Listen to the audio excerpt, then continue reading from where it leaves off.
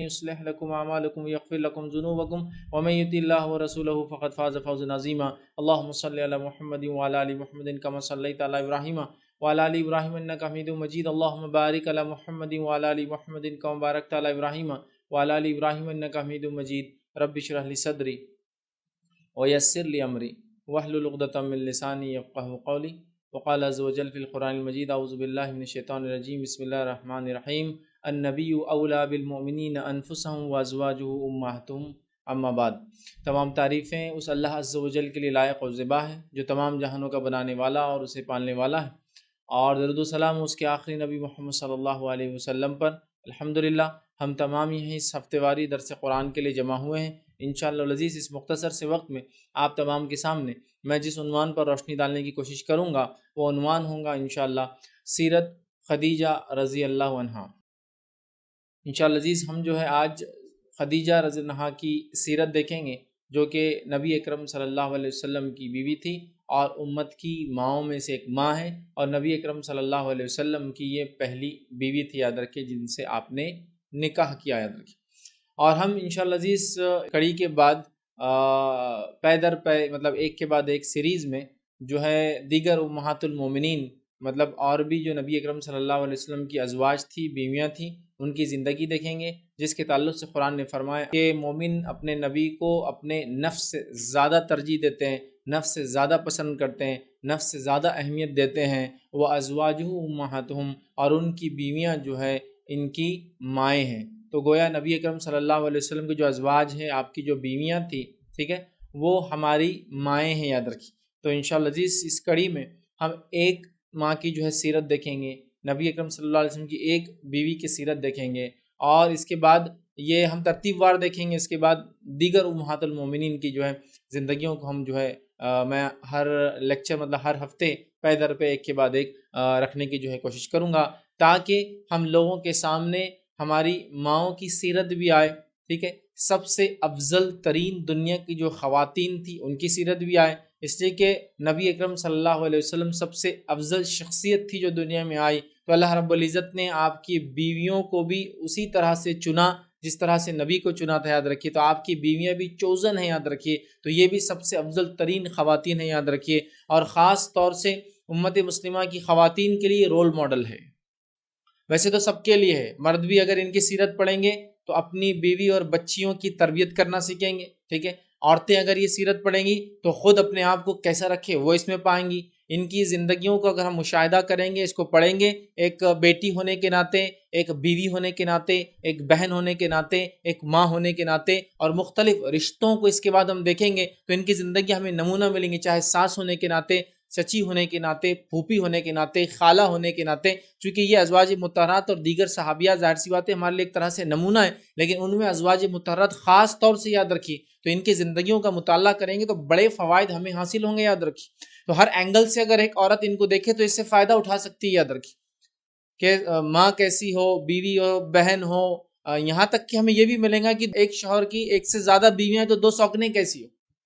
مطلب ہر طرح سے ہم کو نمونے ملیں گے اس میں، یاد رکھیے. تو لہٰذا یہ سیرت بڑی اہم سیرت ہے، یاد رکھیے، خاص طور سے خواتین کے لیے اور عام طور سے ہم سب کے لیے، کہ ہم ان زندگیوں کو، یہ پاک باز زندگیاں ہیں، یہ زندگیوں کو ہم جانیں، تاکہ ان زندگیوں کو ہم جان کر اپنے نفوس کو، اپنے آپ کو، اپنے گھر کی خواتین کو، اور ظاہر سی بات ہے ہمارے لیے بہت ساری چیزیں جیسے ان کا صبر، ان کی قربانیاں، یہ تو مردوں کے لیے بھی وہ بالکل عام ہے، ٹھیک ہے. تو بہرحال بہت ساری چیزیں میں اور آپ سیکھیں گے، بہت ساری چیزیں ہماری گھر میں جو خواتین ہیں، ہماری ماں بہنیں، وہ سیکھیں گی، اور اپنے آپ کو ہم ایسا ڈھالنے کی کوشش کریں گے کہ سب سے بہترین عورتیں اس دنیا کی کیسی تھی، ہم بھی ویسا بننے کی جو ہے کوشش کریں گے انشاءاللہ عزیز، ٹھیک ہے. تو آئیے اس کڑی میں امہات المومنین کی جو سیریز انشاءاللہ عزیز لیں گے، اس میں پہلی کڑی کی جو پہلی سیرت ہم دیکھیں گے وہ ہے خدیجۃ الکبریٰ، یا بہرحال آپ کو بہت سارے الگ الگ نام سے جو پکارا جاتا ہے، جو القاب لگائے جاتے ہیں. بہرحال خدیجہ بنت خویلد رضی اللہ عنہا جو ہے نبی اکرم صلی اللہ علیہ وسلم جو پہلی بیوی تھی، امت کی یہ ماں ہیں. ہم ان کی زندگی سے انشاءاللہ عزیز اس جو ہے سیریز کی جو ہے شروعات کریں گے. اور مختصر سیرت، ظاہر سی بات ہے اتنے کم وقفے میں بہت ڈیٹیل میں تو ہم نہیں جا پائیں گے، لیکن مختصر سیرت میں ضرور آپ کے سامنے رکھوں گا تاکہ ہم نصیحت حاصل کریں. ویسے تو ہونا تو یہ چاہیے تھا کہ ان کی سیرت ہم بہت ڈیٹیل میں دیکھیں، لیکن حالات یہ ہے لوگوں کے کہ اب ہر چیز شارٹ میں چاہیے، لوگوں کو مختصر چاہیے.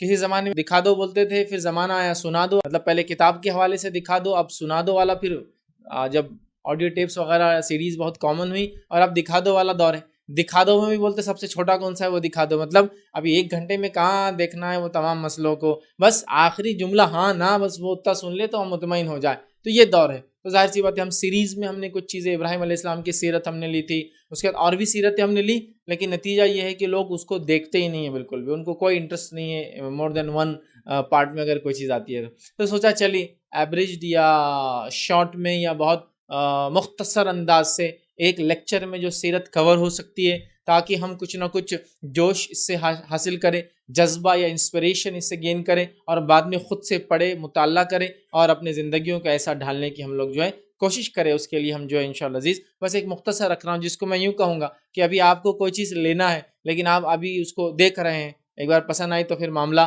آگے انسان کا جو ہے بڑھتا ہے۔ جیسے آپ مٹھائی لینے کو اسٹور پہ جاتے ہیں مٹھائی کی، اور ایک مٹھائی آپ کو 1 کلو لینا ہو یا 10 کلو لینا ہو، اور چکھنے کو اتنی سی ملتی ہے، لیکن ایک بار ٹیسٹ سمجھ میں آ جائے تو آپ باقی چیز سمجھ لیتے ہیں۔ ایک کھانا آپ بنا رہے ہیں اور آپ چاول بنا رہے ہیں، چند چاول کو آپ نے اٹھا کر چیک کر لیا تو آپ کو باقی کا اندازہ ہو جاتا ہے کہ پورے چاول کیسے بن رہے ہیں۔ تو بس ایک سمجھ لیجئے ایک نمونہ آپ کے پاس سامنے پیش کر رہا ہوں، ایک جھلک آپ کے سامنے پیش کر رہا ہوں، ایک مختصر ایک شارٹ میں ایک بے انتہا اہم خاتون کی شخصیت، دنیا کی سب سے افضل خاتون میں سے ایک خاتون کی شخصیت کو میں بہت مختصر سے سمجھو ایک اس میں لا کر رکھنے کی جو ہے کوشش کر رہا ہوں، تاکہ بس ہم ایک جذبہ گین کریں، اس کے بعد ہم اپنی بچیوں کی تربیت ویسا کریں، ایک مرد ہونے کے ناطے اپنے گھر کی خواتین کی تربیت ویسا کرنے کی کوشش کریں، ہمارے گھر کی خواتین ان خواتین کو دیکھ کے اپنے آپ کو ڈھالیں، اور ان خواتین سے بہت ساری اور بھی چیزیں جو میں اور آپ مرد اور عورتیں سیکھ سکتے یاد رکھیے۔ چلیے آئیے آگے بڑھتے ہیں۔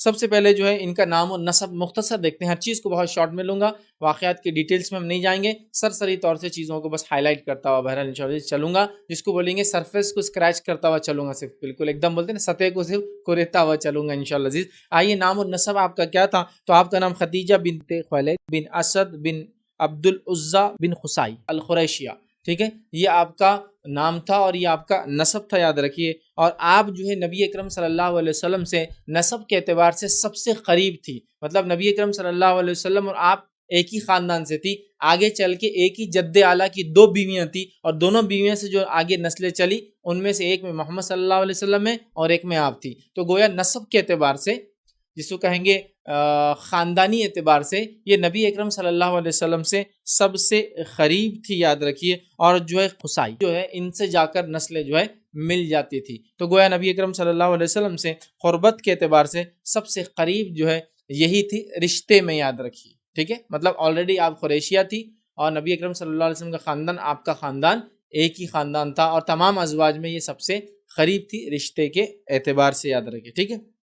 اسی طرح جو ہے آپ کے والد محترم جو ہے جن کا نام جو ہے خویلد آتا ہے یاد رکھیے، تو یہ جو ہے مکے کے ایک بہت باعزت شخصیت تھے، اور آپ ایک تاجر تھے، بلکہ تاریخی روایتوں میں تو یہاں تک آتا ہے کہ مکے میں اکثر اور بیشتر جو چیزیں باہر سے منگوائی جاتی تھی، مطلب جس کو کہیں گے امپورٹڈ چیزیں جو بھی ہوتی تھی، یہ اکثر اس میں سے بڑا شیئر انہی کا ہوتا تھا، مطلب یہی لا کر اس کو فروخت کیا کرتے، تو گویا میں یہ کہہ سکتا ہوں کہ یہ اس زمانے میں بھی ایک انٹرنیشنل ٹریڈر تھے، مطلب عالمی سطح پر، مطلب ان کا مال شام سے اور ہندوستان سے اور چین سے مختلف چیزیں، مسالے اور سلک اور مختلف چیزیں یورپ سے وغیرہ آتی تھی، اور مکے کے لوگوں کی تو بہرحال خصوصیت تھی تجارت، اور ان کی تجارت کا تو اللہ نے سورہ قریش کے اندر تذکرہ بھی کیا، سردی اور گرمیوں کے ان کے سفر کے تعلق سے تذکرہ کیا، اور ہم بھی جانتے ہیں نبی محترم صلی اللہ علیہ وسلم بھی ایک تاجر تھے، اور اکثر آپ کے خاندان والے تاجر تھے، مکے والوں کا تجارت ہی ان کا ایک مشغلہ تھا، شغل تھا، وہی کمائی اور ان کا آکوپیشن تھا ادھر،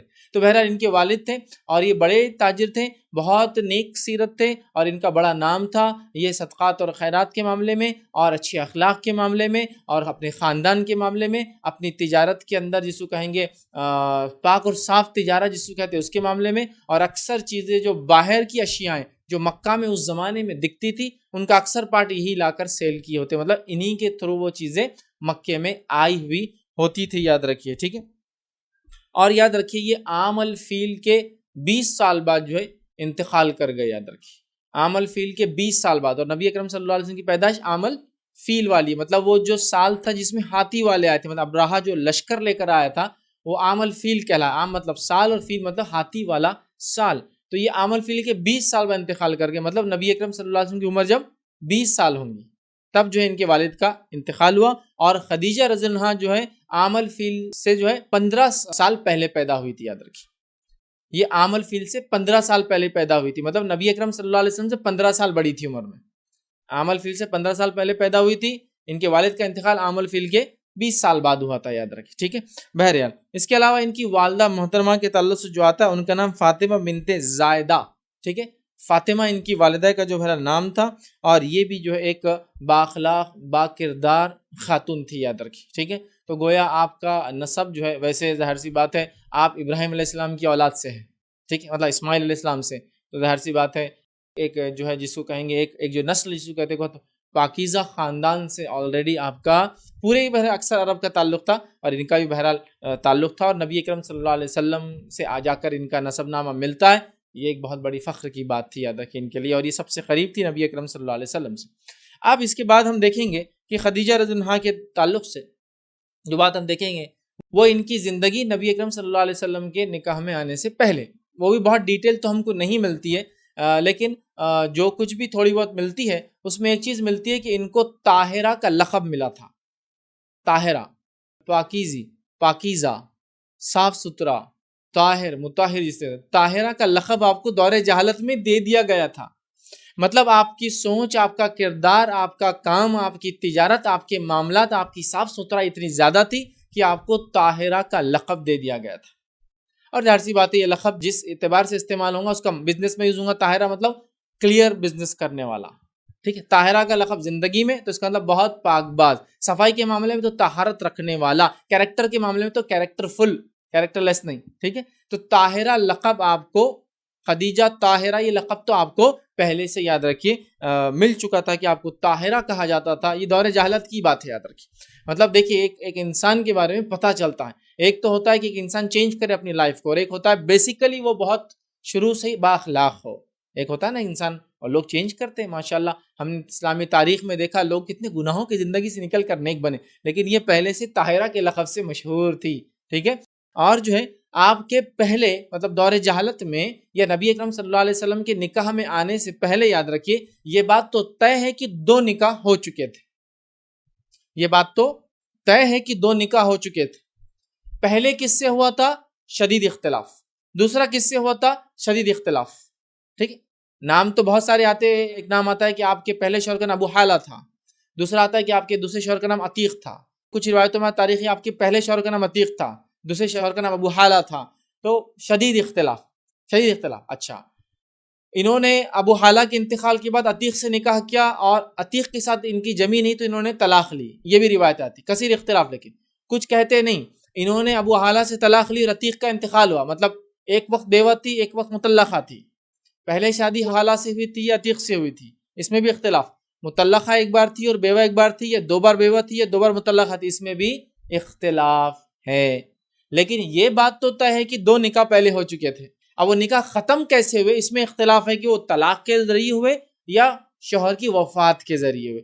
بہرحال واللہ عالم جو بھی رہا ہو چونکہ سیرت کی جتنی کتابوں کا میں نے مطالعہ کیا اور پڑھا سب نے کثیر اختلاف کیا کہ شوہر پہلے کون تھے دوسرے کون تھے پہلے سے کتنی اولادیں تھی دوسرے سے کتنی اولادیں تھی پہلے سے بیوہ ہوئی عتیق سے نہیں جمی تو طلاق لی یا پھر ابو حالہ سے نہیں جمی تو طلاق لی اور عتیق سے جو ہے بیوہ ہوئی. واللہ عالم. لیکن اتنی بات ہوتا ہے کہ آپ کے 2 نکاح آلریڈی ہو چکے تھے اور ان نکاحوں سے آپ کو اولادیں بھی تھی جن اولادوں کا تذکرہ آتا ہے. اور بعد میں چونکہ آپ نبی اکرم صلی اللہ علیہ وسلم کی زندگی میں آ گئی تو لوگوں نے بڑا غور سے یاد رکھا آپ کے کتنی اولادیں تھی اور کیا معاملہ تھا.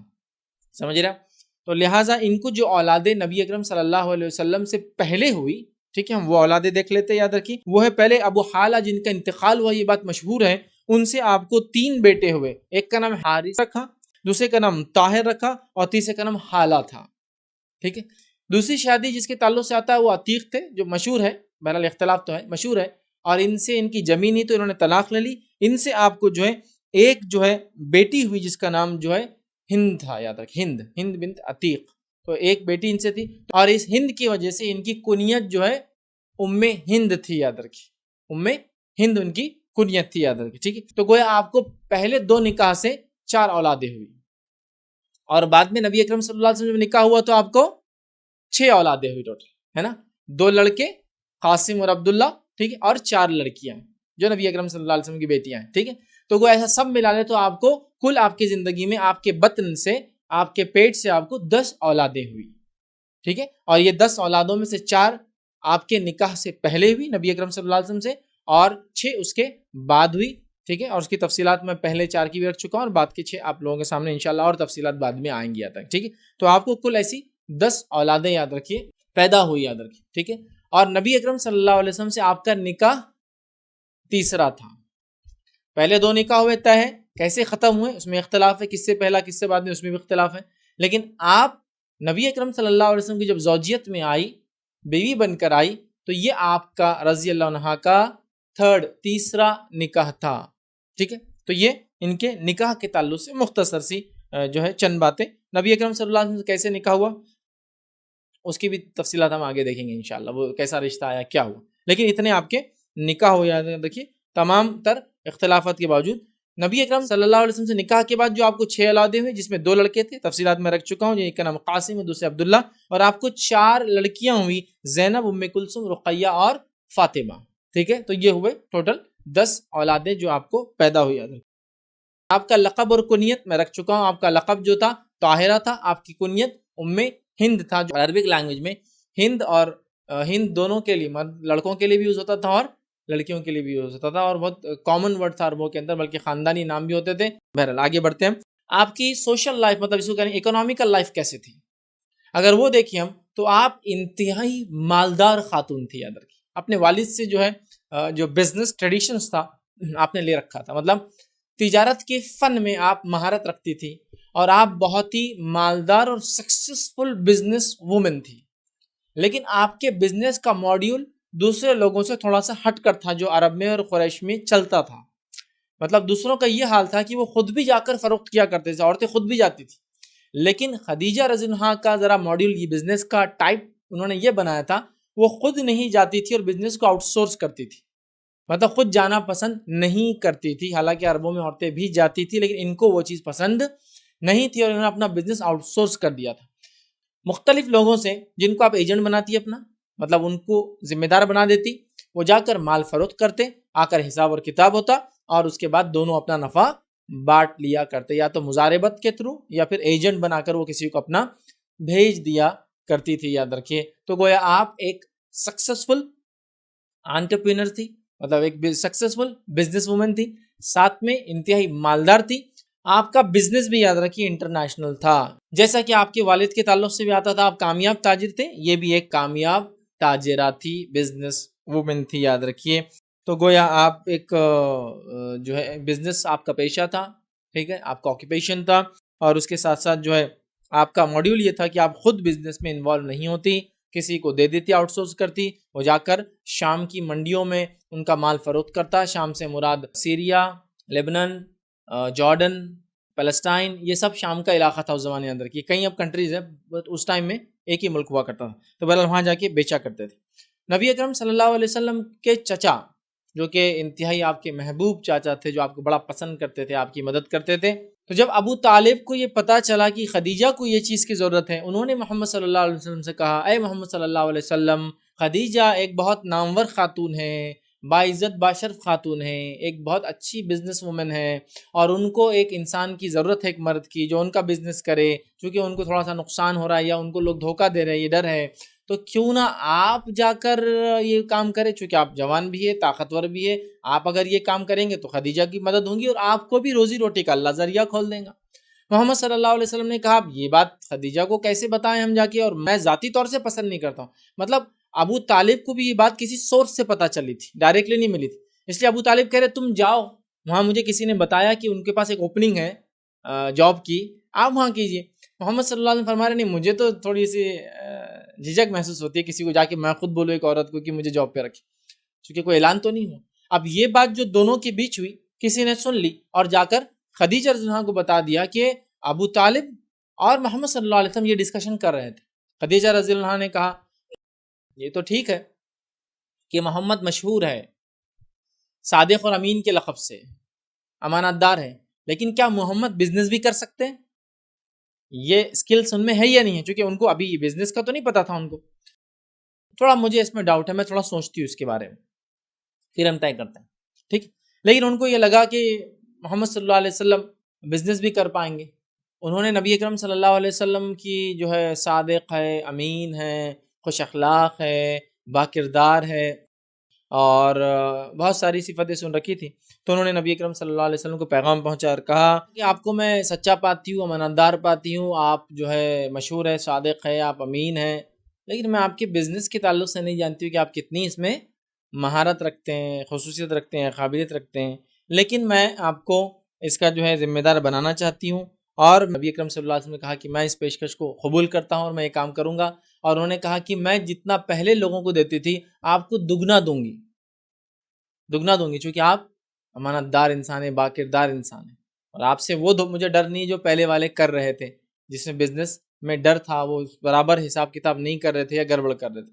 لہٰذا چونکہ میں اس میں مطمئن ہوں، the share will be double, آپ کو ڈبل ملیں گا اس سے جو پہلے والے کو حصہ ملا کرتا تھا. نبی اکرم صلی اللہ علیہ وسلم نے اس پہ اطمینان رکھا، اور ان کے چچا نے کہا یہ بہت اچھا آفر ہے بھتیجے، قبول کر لو، جوان بھی ہو، صحت مند بھی ہو، جاؤ سفر کرو اور یہ کام کرو. اور انہوں نے اپنا غلام میسرہ، جس کا نام جو ہے روایتوں کے اندر آتا ہے میسرہ یہ غلام تھا خدیجہ رضی اللہ عنہا کا، یاد رکھیں، یہ غلام کو ساتھ دے دیا کہ میسرہ تم جاؤ محمد صلی اللہ علیہ وسلم کے ساتھ، دیکھو کیسی تجارت کرتے ہیں، چونکہ میسرہ پہلے والوں کے ساتھ بھی جاتے رہے تھے، یاد رکھیں. ٹھیک. تو بہرحال نبی اکرم صلی اللہ علیہ وسلم میسرہ سفر پہ نکلے، آپ کا مال تجارت انہوں نے لیا، اور بصرہ نامی ایک مقام پہ جو شام کے اندر ایک شہر تھا، اس شہر کے طرف دونوں نے ارادہ کیا، قصد کیا کہ ہم لوگ جائیں گے. ٹھیک ہے. اور نبی اکرم صلی اللہ علیہ وسلم نے شام کے کچھ شہر کا سفر کیا تھا، لیکن فلسطین کا نہیں کیا تھا، یاد رکھیں. لیکن بہت سارے شام کے سفر آپ کیے تھے بزنس کے تعلق سے. تاریخ اعتبار سے ہم روایتوں کی تصدیق نہیں کر پائیں گے، وجوہات کہ سیرت کی روایتوں کو ویریفیکیشن بہت مشکل ہوتا ہے. جہاں حدیثوں سے سپورٹ مل جاتا ہے وہ تو ایک الگ بات ہے، لیکن ایز سچ عام طور سے سیرت کے بارے میں جب بھی آتا تو لوگ کہتے ہیں سیرت میں آتا ہے، مطلب روایتوں کو ابھی جانچنا پرکھنا ہو سکتا، فیوچر میں ہو تو کچھ چینجز ہو اس کے اندر. ٹھیک ہے. تو بہرحال یہ سب سیرت کے واقعات ہیں، تاریخی حوالے کبھی ملتے ہیں، ان کی اوتھینٹسٹی واللہ عالم، ٹھیک، لیکن ملتے ہیں. تو نبی اکرم صلی اللہ علیہ وسلم بہت سارے شہروں کا سفر کیا. آپ شام گئے یہ بات تو طے ہے، کب کب گئے، کیسے کیسے گئے، کن کن شہروں میں گئے، کہاں کہاں رکے، واللہ عالم. میں یہ کیوں کہہ رہا، بہت سارے لوگ پرٹیکولر بتاتے آپ یہاں گئے، یہ جھاڑ کے نیچے بیٹھے، وہاں کھانا کھایا. جب شام کے تو لوگ مکہ مدینہ کے علاوہ بھی ان شہروں کے سفر کرتے ہیں، اس لیے میں کلیئر کر رہا ہوں، اس کی کوئی سند نہیں ان واقعات کی کہ کیسے کیسے، اوتھینٹسٹی نہیں، گئے طے ہے، کیا کیا ہوا واللہ عالم. بہرحال تو میسرہ اور آپ صلی اللہ علیہ وسلم نکلے، بصرہ نامی شہر گئے. کچھ روایتوں میں آتا ہے کہ آپ صلی اللہ علیہ وسلم ایک پرٹیکولر جھاڑ کے نیچے بیٹھے ہیں، ایک جھاڑ کے نیچے بیٹھے، چونکہ یہ سب شہر شام کے عیسائی تھے، یاد رکھیے یہ لوگ عیسائیت کو قبول کر چکے تھے، تو اکثر لوگ یہاں عیسائی رہتے تھے. جب جھاڑ کے نیچے بیٹھے تو وہاں ایک چرچ تھا، گرجا گھر، ٹھیک ہے، جہاں عیسائی لوگ عبادت کرتے ہیں. تو وہ چرچ تھا. تو چرچ کے کچھ پادریوں نے نبی اکرم صلی اللہ علیہ وسلم کو دیکھا کہ آپ صلی اللہ علیہ وسلم جھاڑ کے نیچے بیٹھے ہیں، تو انہوں نے میسرہ سے بلا کر کہا یہ کون شخص ہے؟ تو کہا کہ یہ محمد ہے، یہ میرے جو مالکن ہیں خدیجہ، ان کے سامان کو فروخت کرنے آئے ہیں. تو کہا یہ جھاڑ کے نیچے جو بیٹھے ہیں، یہ جھاڑ کے نیچے نبی کے علاوہ کوئی نہیں بیٹھ سکتا. اب کیوں نہیں بیٹھ سکتا، کیا نہیں بیٹھ، تفصیلات کچھ بھی نہیں ہے اس کے اندر، اس لیے میں بھی ڈیٹیلز میں نہیں جا رہا ہوں، اور ویسے بھی کوئی روایتوں کو ہم جانچ نہیں سکتے، بٹ یہ سیرت میں آتا ہے. تو کہا یہ جھاڑ کے نیچے صرف ایک نبی بیٹھ سکتا ہے، یا انبیاء ہی بیٹھے ہیں جھاڑ کے نیچے. وہ جھاڑ قبول نہیں کرتا تھا یا لوگ بیٹھنا پسند نہیں کرتے تھے، واللہ عالم. تو بہرحال کہا یہ تو نبیوں کے علاوہ کوئی نہیں بیٹھ سکتا ہے، ہونا ہو یہ آدمی آگے چل کے کچھ کریں گا. اور وہ کچھ نہ کچھ دیکھ رہے تھے نبی اکرم صلی اللہ علیہ وسلم کے تعلق سے. اس کے بعد ہوا یہ کہ ایک آدمی میں اور نبی اکرم صلی اللہ علیہ وسلم میں اختلاف ہو گیا مال تجارت میں لے کر، اور وہ عیسائی تھا، ظاہر سی بات ہے عیسائی میں اکثریت تھی وہاں کی. جب وہ دونوں کے اندر تھوڑا سا اختلاف ہو گیا تو اس شخص نے کہا کہ لات اور عزا کی قسم کھاتا ہوں. حالانکہ وہ عیسائی تھا پھر بھی، لیکن اس نے جو ہے نبی اکرم صلی اللہ علیہ وسلم کو وہ کرنے کے لیے اس کو لگا یہ قریش سے ہے اور قریش لات اور عزا کی عبادت کرتے ہیں، تو میں لات اور عزا کی قسم کھاتا ہوں. ٹھیک ہے، اس نے یہ کہا. نبی اکرم صلی اللہ علیہ وسلم نے فرمایا میں لات اور عزا کون ہے مانتا ہی نہیں ہوں، تم اس کی قسم میرے سامنے کیوں کھاتے ہو؟ یہ لات اور عزا کون ہے، میں تو مانتا ہی نہیں ہوں ان کو، تو تم ان کی بتوں کی قسم میرے سامنے کیوں کھاتے ہو؟ ٹھیک. تو اس نے کہا بڑی تعجب کی بات ہے کہ تم قریش سے ہو اور لات اور عزا کو نہیں مانتے ہو، اور اس شخص نے پھر کہا یہ حقیقت ہے کہ لات اور عزا کی کوئی حقیقت ہی نہیں، وہ بھی عیسائی تھا، وہ ان کو سمجھ رہے ہیں جیسے کہ کوئی نان مسلم آپ کے پاس آیا اور بزنس کرے اور آپ چاہ رہے کچھ مال لے لے تو آپ اس کو پڑھتے بھونی ہے بھیا صبح کا دے دے، حالانکہ بھونی کانسیپٹ مسلمانوں میں اسلام میں نہیں ہے لیکن ان کے پاس بہت زیادہ ہوتا ہے کہ بھونی بولے تو اس طرح اس نے کیا کہا لات اور عزا کی قسم. آپ نے فرمایا لات اور عزا کون ہے، میں تو پہچانتا ہی نہیں ہوں، میں تو بری ہوں ان کی عبادتوں سے اور ان کی یہ سب چیزوں سے. تو کہا یہ بات تو بالکل صحیح ہے کہ ان کی حقیقت تو کچھ ہے نہیں. ٹھیک ہے، پھر اس نے میسرہ کو بلایا، کہا کون ہے یہ آدمی، ابھی اتنے قافلے آئے اتنے لوگ آئے عرب سے، کسی نے ایسی بات نہیں کی جیسی یہ صاحب بات کر رہے ہیں.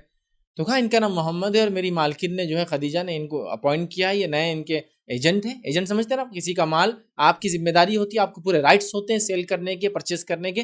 تو کہا میں انگلش ورڈ بول رہا ہوں، آپ اس کو گھٹیا معنی میں نہ لیں، اردو میں یہ لفظ کئی معنوں میں استعمال ہوتا ہے لیکن انگلش کا جو ایجنٹ ہوتا ہے اس کا معنی ہوتا ہے کسی کو سپرد کر دینا، جی کسی کے سپرد، اور اس کو مکمل ذمہ دار بنا دینا، پھر وہ بیچ سکتا ہے، لے سکتا ہے، آپ کے بہاف پہ وہ سب کچھ کر سکتا ہے. یاد ہے اس کو بولتے ہیں ایجنٹ انگلش میں. ٹھیک ہے، تو بہرحال یہ اپوائنٹڈ پرسن ہے، ایجنٹ ہے ان کے. اور یہ آئے تو کہا یہ بات جو آدمی کر رہا ہے، یہ بات میں نے ایسے اس علاقے میں کسی کو کہتے نہیں سنا، تم بڑا غور کرنا، یہ آدمی ذرا خاص لگتا ہے. اور میسرہ بڑے متاثر ہو گئے اور نبی اکرم صلی اللہ علیہ وسلم کے جیسے غلامی بن گئے. حالانکہ غلام تو تھے خدیجہ کی رضی اللہ عنہا، لیکن ان کے غلام جیسے بن گئے. وہ ہر چیز پہ غور کرتے، نبی اکرم صلی اللہ علیہ وسلم کیسے کھاتے، کیسے اٹھتے، کیسے جاتے. اور آپ کو پتہ ہے انسان کو کسی کو پہچاننا ہے تو سب سے اچھا طریقہ کیا ہے،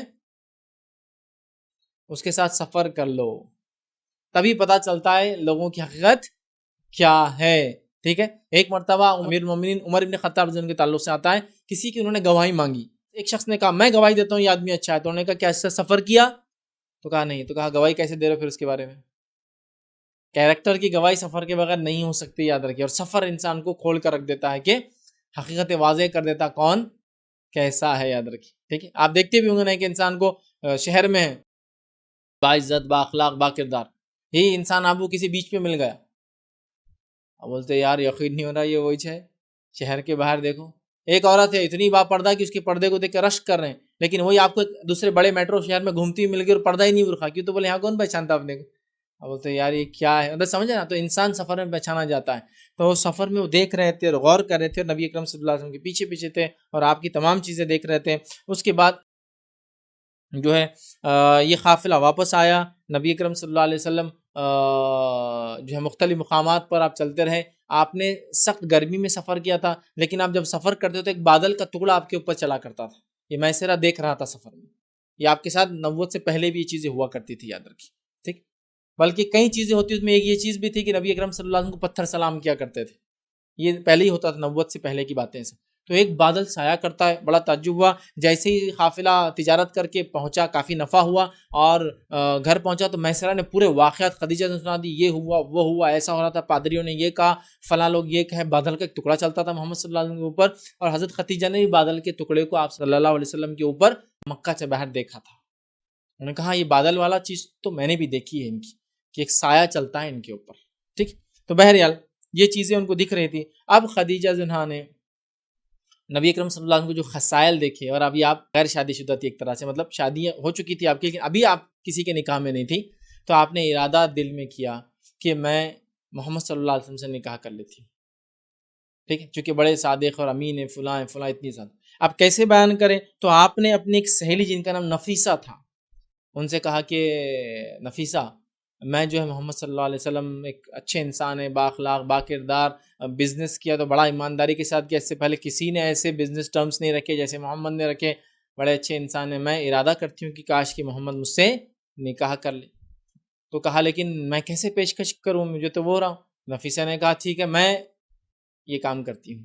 اور وہ پھر نبی اکرم صلی اللہ علیہ وسلم کے پاس آئی اور کہا محمد صلی اللہ علیہ وسلم آپ شادی کیوں نہیں کر لیتے؟ انہوں نے کہا کہ میں دیکھیں گے، اور ایک ریزن بتایا کہ میرے پاس وسائل کی کمی ہے، مطلب اتنی انکم میری نہیں ہے ابھی کہ میں شادی کر سکوں. ٹھیک ہے، تو نفیسہ نے کہا کہ اگر میں کوئی ایسا رشتہ لاؤں جو باکردار، بااخلاق، خاندان اور مال بھی ہو، مطلب تم پہ برڈن نہیں آئے گا زیادہ شادی کا، یا تم کو خرچہ نہیں کرنا پڑے گا چونکہ وہ خود مالدار خاتون ہوں گی. تو محمد صلی اللہ علیہ وسلم نے فرمایا اگر ایسا ہے تو پھر میں انشاءاللہ عزیز اس کے تعلق سوچوں گا. اور انہوں نے کہا کہ ایک خاتون بھی میرے ذہن میں ہے ایسی. تو آپ صلی اللہ علیہ وسلم فرمایا کون ہے بھائی وہ خاتون، بتاؤ. تو کہا خدیجہ جو ہے میرے ذہن میں ہے. تم ان سے شادی کیوں نہیں کر لیتے ہیں؟ تو نبی اکرم صلی اللہ علیہ وسلم نے کہا کیا وہ مجھ سے شادی کرنے پہ راضی ہو جائیں گی؟ تو گویا نبی اکرم صلی اللہ علیہ وسلم نے بھی جو تھوڑے بہت ٹرمز ان سے رکھے، معاملات ہوئے، اس میں پہچان لیا کہ یہ عورت با کردار ہے، اور جو لقب طاہرہ ہے واقع میں وہ طاہرہ ہے۔ سمجھ گیا؟ معاملات میں انسان سمجھ میں آ جاتا ہے۔ تو کہا کیا وہ قبول کریں گی؟ مطلب میرے طرف سے ایک طرح سے رضامندی ہے۔ انہوں نے کہا ٹھیک ہے، میں جا کے ذمہ داری میں لیتی ہوں، جا کے میں بات کروں گی۔ حالانکہ ادھر آلریڈی ریڈی تھی حضرت خدیجہ، لیکن انہوں نے اب ڈسکلوز نہیں کیا ہے۔ کہا پھر اگر تم راضی ہو تو میں وہاں جا کے بات کر لیتی ہوں خدیجہ سے۔ تو کہا ٹھیک ہے، بات کرو۔ یہ فوراً پہنچی اور کہا خدیجہ یہ تم چاہتی تھی وہ ہو گیا، محمد صلی اللہ علیہ وسلم کے دل سے۔ خدیجہ نے کہا کہ ٹھیک ہے، پھر فلاں دن ہم ملاقات کرتے اور نکاح کر لیں گے۔ رشتہ ابھی سب دور جہالت کی بات ہو رہی ہے، مطلب اس زمانے میں اسلام اور شریعت نہیں آئی تھی، اور شادیاں اس زمانے میں تو بہت ہی خطرناک ڈھنگ سے ہوتی تھی۔ یہ شادی تو بہت معذب تھی، جیسی ہونا چاہیے ایک نبی کی، بہت معذب۔ گو اس کے اندر وہ تمام چیزیں جیسے ابھی ہوتا ہے نا خطبہ نکاح وغیرہ وغیرہ، وہ نہیں تھی، لیکن یہ بہت معذب۔ اس زمانے میں تو کیسے ہوتے تھے؟ میں عائشہ کی کئی روایتیں اس میں آپ پڑھ لیں، دور جہالت میں جو عربوں کے طریقے تھے وہ یہ ہوتا کہ ایک عورت کے پاس کئی مرد آیا کرتے تھے، سمجھ رہے آپ، سب کے ساتھ رہتی تھی، ٹھیک ہے۔ اس کے بعد اگر وہ حاملہ ہوتی، کسی ایک کو بولتی یہ میرا شوہر ہے، تو وہ شوہر بن جاتا، حالانکہ اس کو معلوم نہیں بچہ کس کا ہے۔ یا پھر بچہ ہونے کے بعد بچہ کسی ایک کو دیتی اور کہتی ہے میرا شوہر ہے۔ تو یہ تو سسٹم تھا بھائی، اس زمانے میں بہترین انداز سے رضامندی کے ساتھ ہو رہی۔ پھر خدیجہ زنہا نے اپنے چچا سے کہا کہ چچا جو ہے میرا ارادہ ہے، یہ بات نہیں مان لائے، مطلب یہ بات نہیں، یہ بھی بشرف اسلام ہوئے بعد میں جب اسلام آیا تو انہوں نے کہا کہ میں جو ہے محمد صلی اللہ علیہ وسلم کو تقوی والا، نیک اور جو ہے بہت اچھا انسان پاتی ہوں، میرا ارادہ ہے آپ بھی اس دن اس وقت پہنچیے۔ نبی اکرم صلی اللہ علیہ وسلم اپنے چچا کے پاس گئے، ابو طالب کے پاس کہا ابو طالب آپ بھی وہاں چلیے۔ تو ابو طالب بھی آئے، مطلب جو ان کے چچا تھے، اور ان کے چچا بھی آئے، خدیجہ بھی آئی، اور بھی تھوڑے لوگ جمع ہوئے، اور ابو طالب نے جو وہاں کھڑے ہو کر خطبہ دیا، اور خطبہ نکاح اس زمانے میں جو چلتا تھا کہ ہم لوگ جو ہے ابراہیم علیہ السلام کے خاندان سے، اللہ کا فضل اور شرف ہم پر ہوا، اور ہم لوگ ایک پاکیزہ خاندان سے، اور ہم لوگ اب ان دونوں کا نکاح کر رہے ہیں، یہ تمام چیزیں ہوئی۔ اور ابو طالب نے جو ہے نبی اکرم صلی اللہ علیہ وسلم کا نکاح ایک طرح سے اس زمانے میں پڑھایا، اور بہرحال یہ تھا نبی اکرم صلی اللہ علیہ وسلم سے خدیجہ زنہا کا جو ہے نکاح یاد رکھی، ٹھیک۔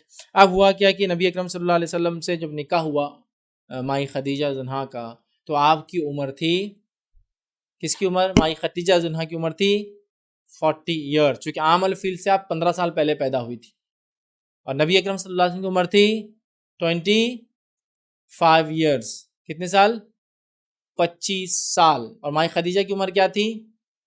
40 سال۔ پھر دہرا دیتا ہوں، نبی اکرم صلی اللہ علیہ وسلم کی عمر تھی 25 سال کا نوجوان، ٹھیک ہے، اور مائی خدیجہ کی عمر تھی 40 سال، 40 ایئر، جس کو عام زبان میں ڈھلتی عمر کہہ سکتے ہیں، مطلب ایک انسان پیک کو جا کر اب واپس جاتا ہے، 40 ایئرس۔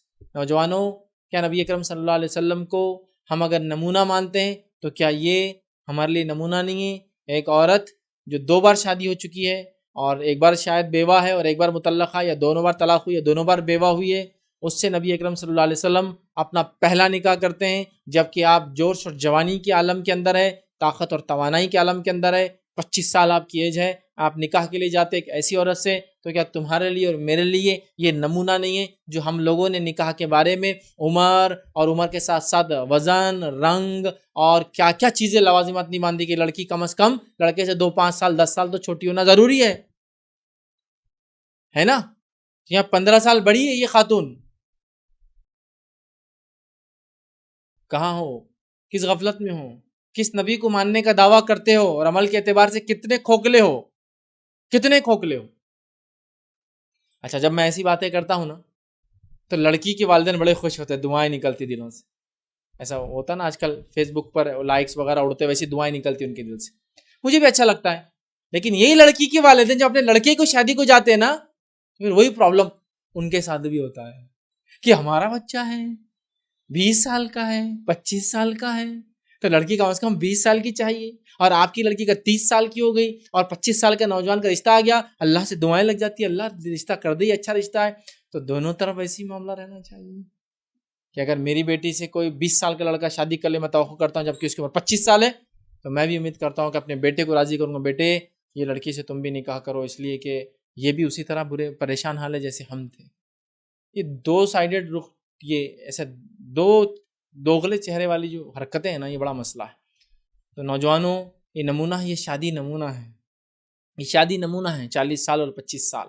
40 سال کی خاتون کا نکاح 25 سال کے ایک نوجوان سے ہو رہا ہے، اور وہ خاتون صرف 40 سال نہیں ہے، 40 سال کے ساتھ ساتھ 2 بار اس کے نکاح ہو چکے آلریڈی. ایک بار شوہر کا انتقال ہوا اور ایک بار جو ہے اس نے طلاق لی ہے. تو یہ نکاح ہوتا ہے، یہ نکاح ہوتا ہے، یاد رکھیے. اور جو ہے نکاح کی تقریب ہوتی ہے، ابو طالب جو ہے یہ نکاح کو جو ہے پڑھاتے ہیں. اب آپ نے ایک دن ایک خواب دیکھا. خواب یہ دیکھا کہ کہیں سورج ہے آسمان میں، اور ایک سورج میں سے بڑا سورج نکل کے زمین پر آتا ہے، اور زمین پر آ کر ان کے آنگن میں آتا ہے، ان کے صحن میں آتا ہے، گھر کا جو صحن ہوتا ہے، اور اس کے اندر وہ چمکتا ہے، جس سے وہ خواب میں دیکھتی ہے کہ ان کے اطراف کی ساری چیزیں چمکنے لگ جاتی ہیں، اور ان کے گھر سے نکل کر پورا مکہ چمکنے لگ جاتا ہے، اور مکے سے نکل کر پورا عالم اس سورج کی روشنی سے چمکنے لگتا ہے. آپ نیند سے اٹھتی ہے، لیکن رات کا موقع ہوتا ہے، سو جاتی ہے. صبح اٹھ کر اپنے چچا زاد بھائی کے پاس فوراً جاتی ہے. آپ کے چچا زاد بھائی جو تھے، ان کا نام تھا ورقہ بن نوفل. ٹھیک ہے، ان کے تعلق سے اختلاف ہے، لیکن اکثر نے یہ کہا ہے کہ یہ بھی صحابی ہے. ان کے ان جملوں کے اوپر جو انہوں نے اللہ کے رسول کی نبوت ملنے کے بعد کہے تھے، وہ کیا جملے تھے بعد میں ہم دیکھیں گے، یا پھر خیر دہرا دیتا ہوں. انہوں نے یہ جملے کہے تھے کہ اے محمد، جو تمہارے پاس فرشتہ آیا ہے، یا جو تمہارے پاس وحی آئی ہے، یہ وہ فرشتہ ہے جو موسیٰ کے پاس آیا تھا.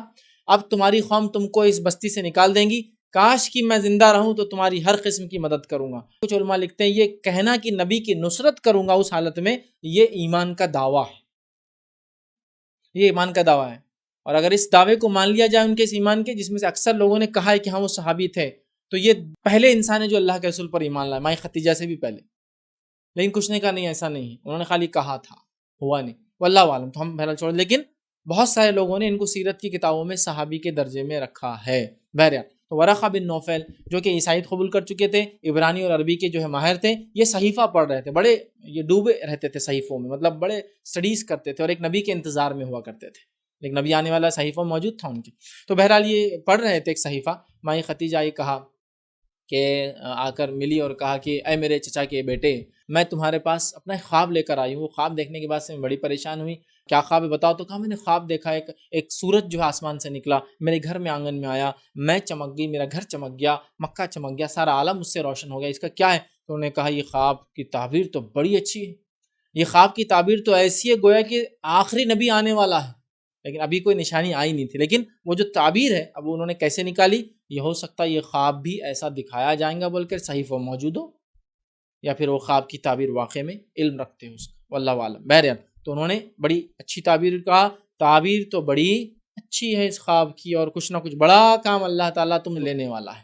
ٹھیک ہے، تو یہ ہوا خدیجہ زنہا کا ایک خواب. ٹھیک، اس کے بعد جو ہے انہوں نے ان کو مبارکباد دی اور خوشخبری سنائی کہ کچھ اللہ تم کو لینے والا ہے، تم لوگ خوش ہو جاؤ، تم لوگوں کو مبارکباد ہے، یہ خواب بڑا اچھا خواب ہے، یاد رکھیں. ٹھیک ہے، اسی طرح جو ہے کچھ سیرت میں یہ واقعات بھی آتے ہیں کہ ایک مرتبہ مائی ختیجہ جو ہے طواف کر رہی تھی کعبے کا. دور جہالت میں بھی یہ سب ہوتا تھا، یاد رکھیں. طواف کر رہی تھی، طواف کر کے جب ایک مقام پہ اب رکی جہاں لوگ قریش کی عورتیں، میلہ وغیرہ لگتا تھا، میلہ فیر وغیرہ لگتا تھا، وہاں جمع ہوتی تھی، تو میلے میں عورتیں جمع تھی. وہ کہتی ہے وہاں میں بھی جا کے کھڑی ہوئی، اور جب میں وہاں کھڑی ہوئی تو ایک آدمی نے عورتوں کے بیچ میں آ کے ایسے زور سے چلا کر بات کی کہ پوری عورتیں خاموش ہو گئی.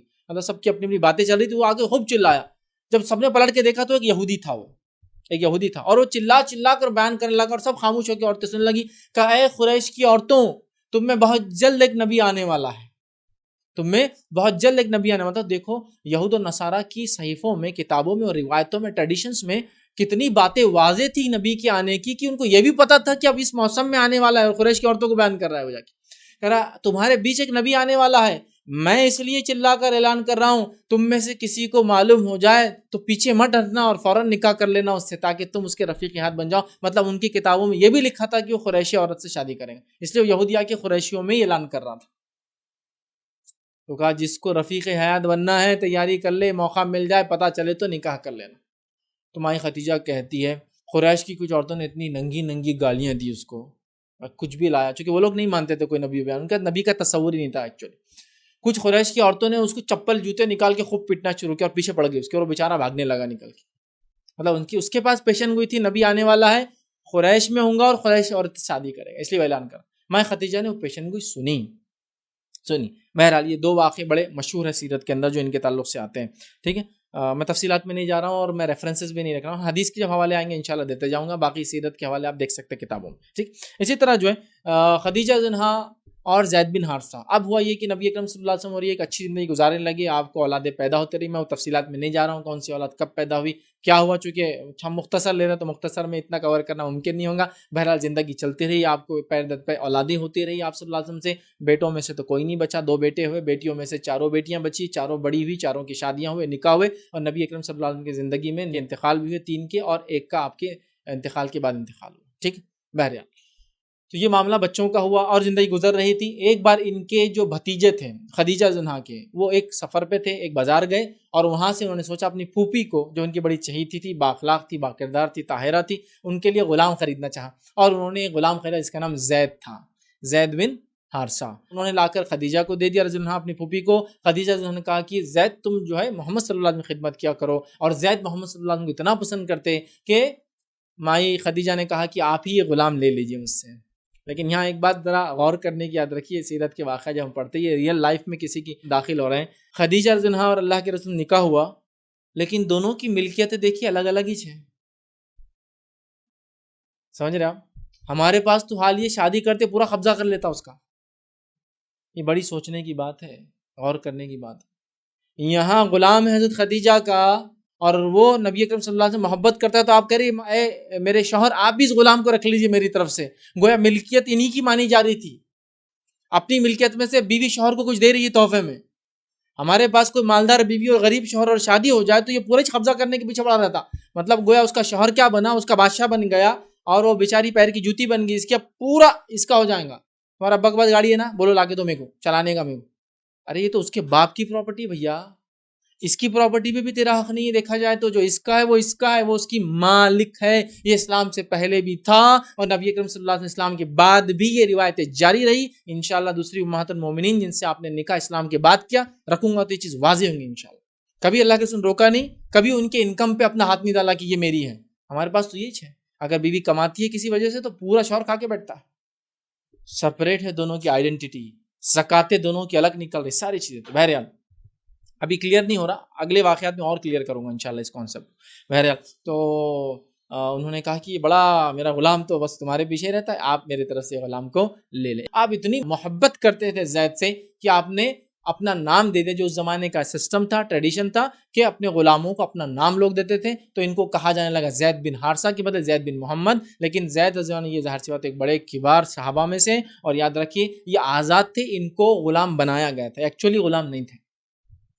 یہ کسی لوٹ مار میں کسی نے ان کو اس میں سے اٹھا لیا اور لے جا کے بازار میں بیچ دیا، جبکہ آزاد کو غلام بنانا بڑا گناہ ہے، یاد رکھیے۔ بہرحال جس نے بھی کیا تھا، لیکن بعد میں ان کو آزاد ہونے کا پورا موقع تھا، ان کے والد کو ڈھونڈتے ڈھونڈتے آ گئے تھے، ان کے والد ان کو ڈھونڈتے ڈھونڈتے یاد رکھیے آ گئے تھے، اور ان کے بھائی جبلہ رضی اللہ عنہ بھی ایمان لائے تھے، ان کا نام جبلہ تھا، وہ مل گئے تھے، ان کے والدین نے اندازہ لگا لیا تھا، مکے پہنچے، جبلہ آئے اور نبی اکرم صلی اللہ علیہ وسلم سے کہا کہ میرا بھائی ہے، یہ آزاد تھا، کسی نے اس کو ایسا کیا، میں جتنے میں آپ نے لیا دے کر اس کو چھڑانا چاہتا ہوں۔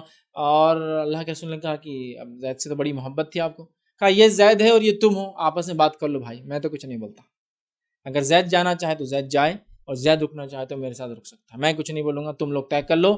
جبلہ نے اب جو بڑے بھائی تھے زید کے کہا کہ زید چلو، جبلہ بن حارثہ، تو زید نے کہا نہیں، میں یہاں غلام زیادہ اچھا ہوں آزاد کے مقابلے۔ مطلب اللہ کے رسول صلی اللہ علیہ وسلم کا سلوک اتنا اچھا تھا، اتنا اچھا تھا، اتنا اچھا تھا کہ غلام کو پورا چاند سے آزادی کا، اور بولتا مجھے آزاد نہیں ہونا ہے۔ زید نے اپنی پسند سے کہا جبلہ تم چلے جاؤ، میں یہاں غلامی میں خوش ہوں، اپنے ماں باپ سے دور، جو کہ جس شخصیت کے پاس ہوں شاید میرے ماں باپ بھی اتنی محبت نہیں کر سکتے، کہا تم چلے جاؤ، میں تو یہیں رہوں گا، میں تو نہیں چھوڑنے والا محمد صلی اللہ علیہ وسلم کو۔ بہرحال چلیے آگے بڑھتے ہیں۔ اس کے بعد ہم دیکھتے ہیں علی بن ابی طالب رضی اللہ عنہ، یہ بھی اللہ کے رسول صلی اللہ علیہ وسلم کی کفالت میں تھے مکے میں، اور مائی خدیجہ ان کے ساتھ بڑا اچھا سلوک کرتی تھی۔ مائی خدیجہ نے ہر اس عورت، ہر اس مرد، ہر اس بچے کے ساتھ اچھا سلوک کیا جو ان کے شوہر سے قریب تھا، ان کے شوہر کا محبوب تھا، یہ ان کا محبوب تھا، یاد رکھیں۔ حضرت علی بہت چھوٹے تھے جب ان کی کفالت میں تھے، وہ سنبھالتی اور رکھتی، خرچ کرتی، محبت کرتی علی سے، یاد رکھیں بہت زیادہ۔ تو یہ 2 بچے تھے جو ان کے گھر کے اندر پہلے سے موجود تھے، یاد رکھیں، ٹھیک ہے۔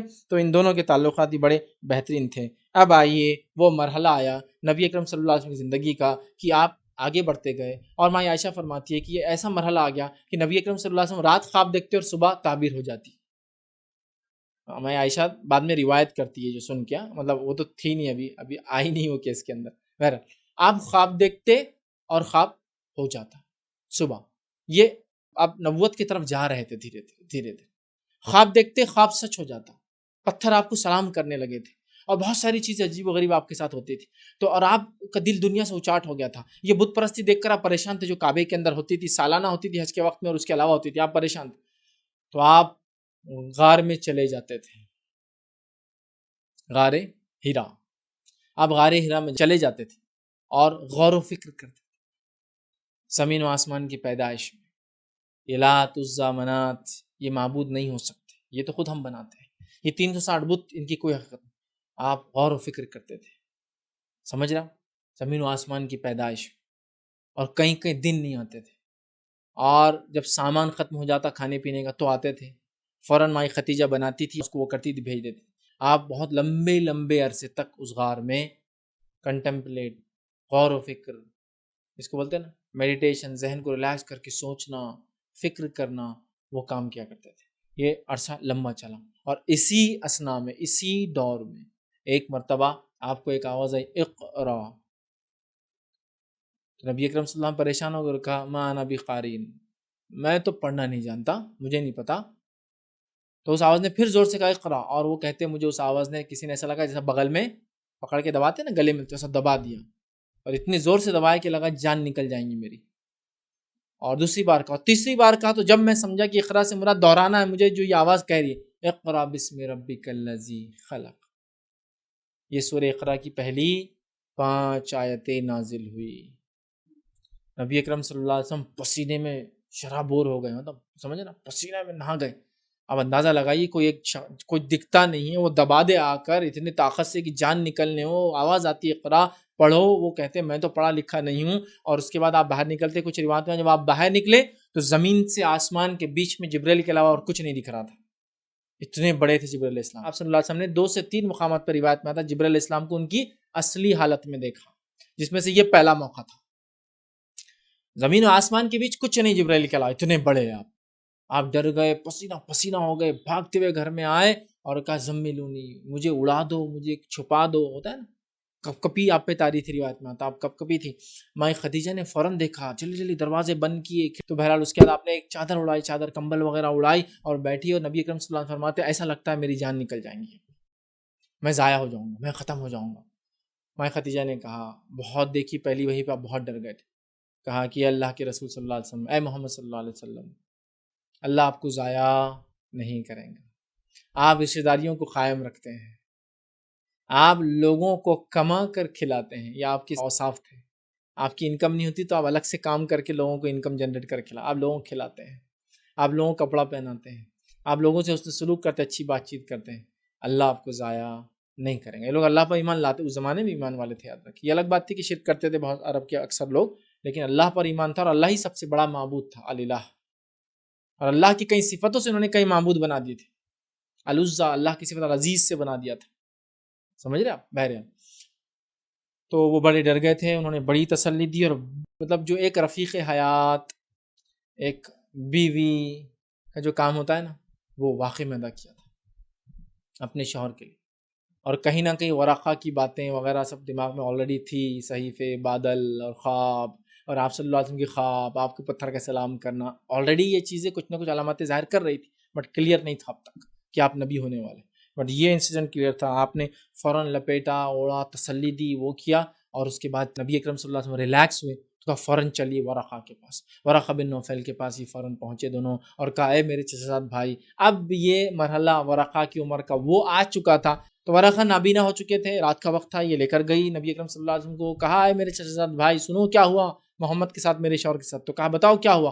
تو کہا یہ ہوا، ایک آواز آئی اقرا بسم ربک الذی خلق، خلق، وہ جو پوری آیتیں تھی وہ پڑھ کر سنائی. یہ ہوا، یہ ڈر گئے، آ کر اڑانے کا مجھ سے کہا، چپ گئی. وہ کہا، ورقہ نے کہا اگر یہ جو تم کہہ رہی ہو میری چچا زاد بہن، اگر یہ بات سچ ہے تو یہ وہی فرشتہ تھا جو موسیٰ کے پاس بھی اس سے پہلے آیا تھا.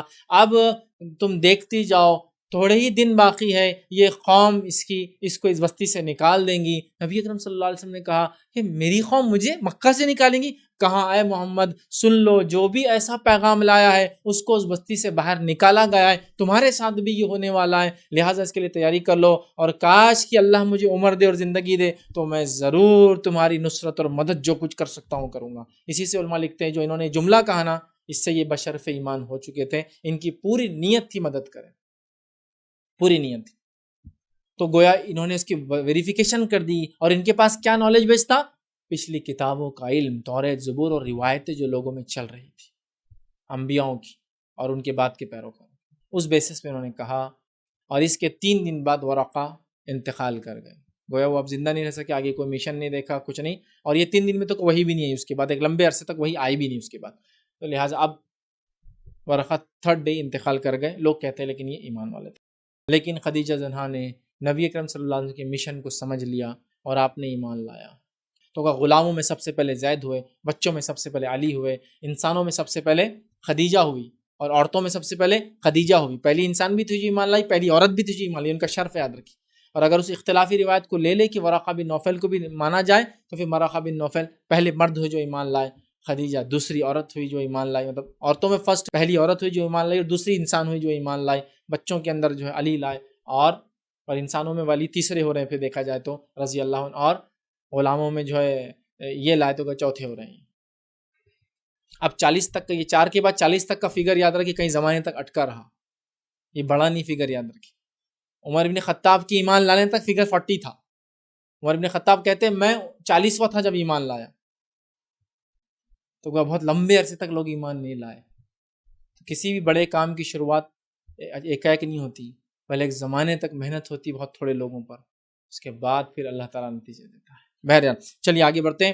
تو یہاں نبی اکرم صلی اللہ علیہ وسلم وحی آئی، اس کے بعد جو ہے خدیجہ زنہا نے آپ پر ایمان لائی، تو آپ کا شرف ہوا، اور اس کی ایک فضیلت علماء لکھتے ہیں چونکہ خدیجہ پہلی انسان تھی اور عورت بھی تھی، ساتھ میں ایمان لائی، جتنے لوگ دنیا میں آخر تک ایمان لائیں گے ایک حصہ خدیجہ کو ملے گا۔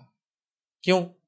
یہ اس روایت کی بنیاد پہ بولتے ہیں کہ قابل نے حابل کا قتل کیا، جتنے خون ہوں گے چاہے قابل کا اس میں حصہ ہے یا نہیں، اب قابل کہاں ہے، اب پارٹ لے رہا، کسی کو بہکا رہا کہ تم مارو لوگوں کو، نہیں، لیکن ایک حصہ کس کو جائیں گا؟ قابل کو گناہ کا ملتا رہے گا۔ تو اسی طرح لکھتے ہیں خدیجہ نے پہلے ایمان قبول کیا نا، پہلے ایکسیپٹ کیا، اب جتنے لوگ اس راہ پر چلیں گے ایک پارٹ خدیجہ کو جائیں گا۔ اس سے تو اتنی بڑی فضیلت ہے، آپ کسی کو انتہا نہیں۔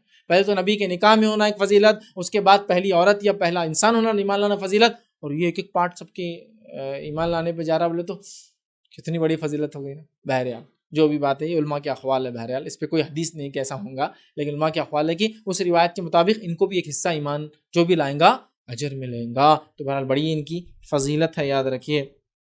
اسی طرح جو ہے یہ بخاری کی روایت ہے، جو ورقہ بن نوفل کا پورا واقعہ میں نے سنا ہے، یہ آپ کو انشاءاللہ سے بخاری میں پورا تفصیلاً انشاءاللہ سے واقعہ مل جائیں گا۔ تو بہرحال غار ہرا سے جو ہے وہ ہوئی، اور خدیجہ زنہا نے سب سے پہلے ایمان قبول کیا، سب سے پہلے انسان، سب سے پہلی عورت بنی جس نے ایمان جو ہے قبول کیا، یاد رکھیے۔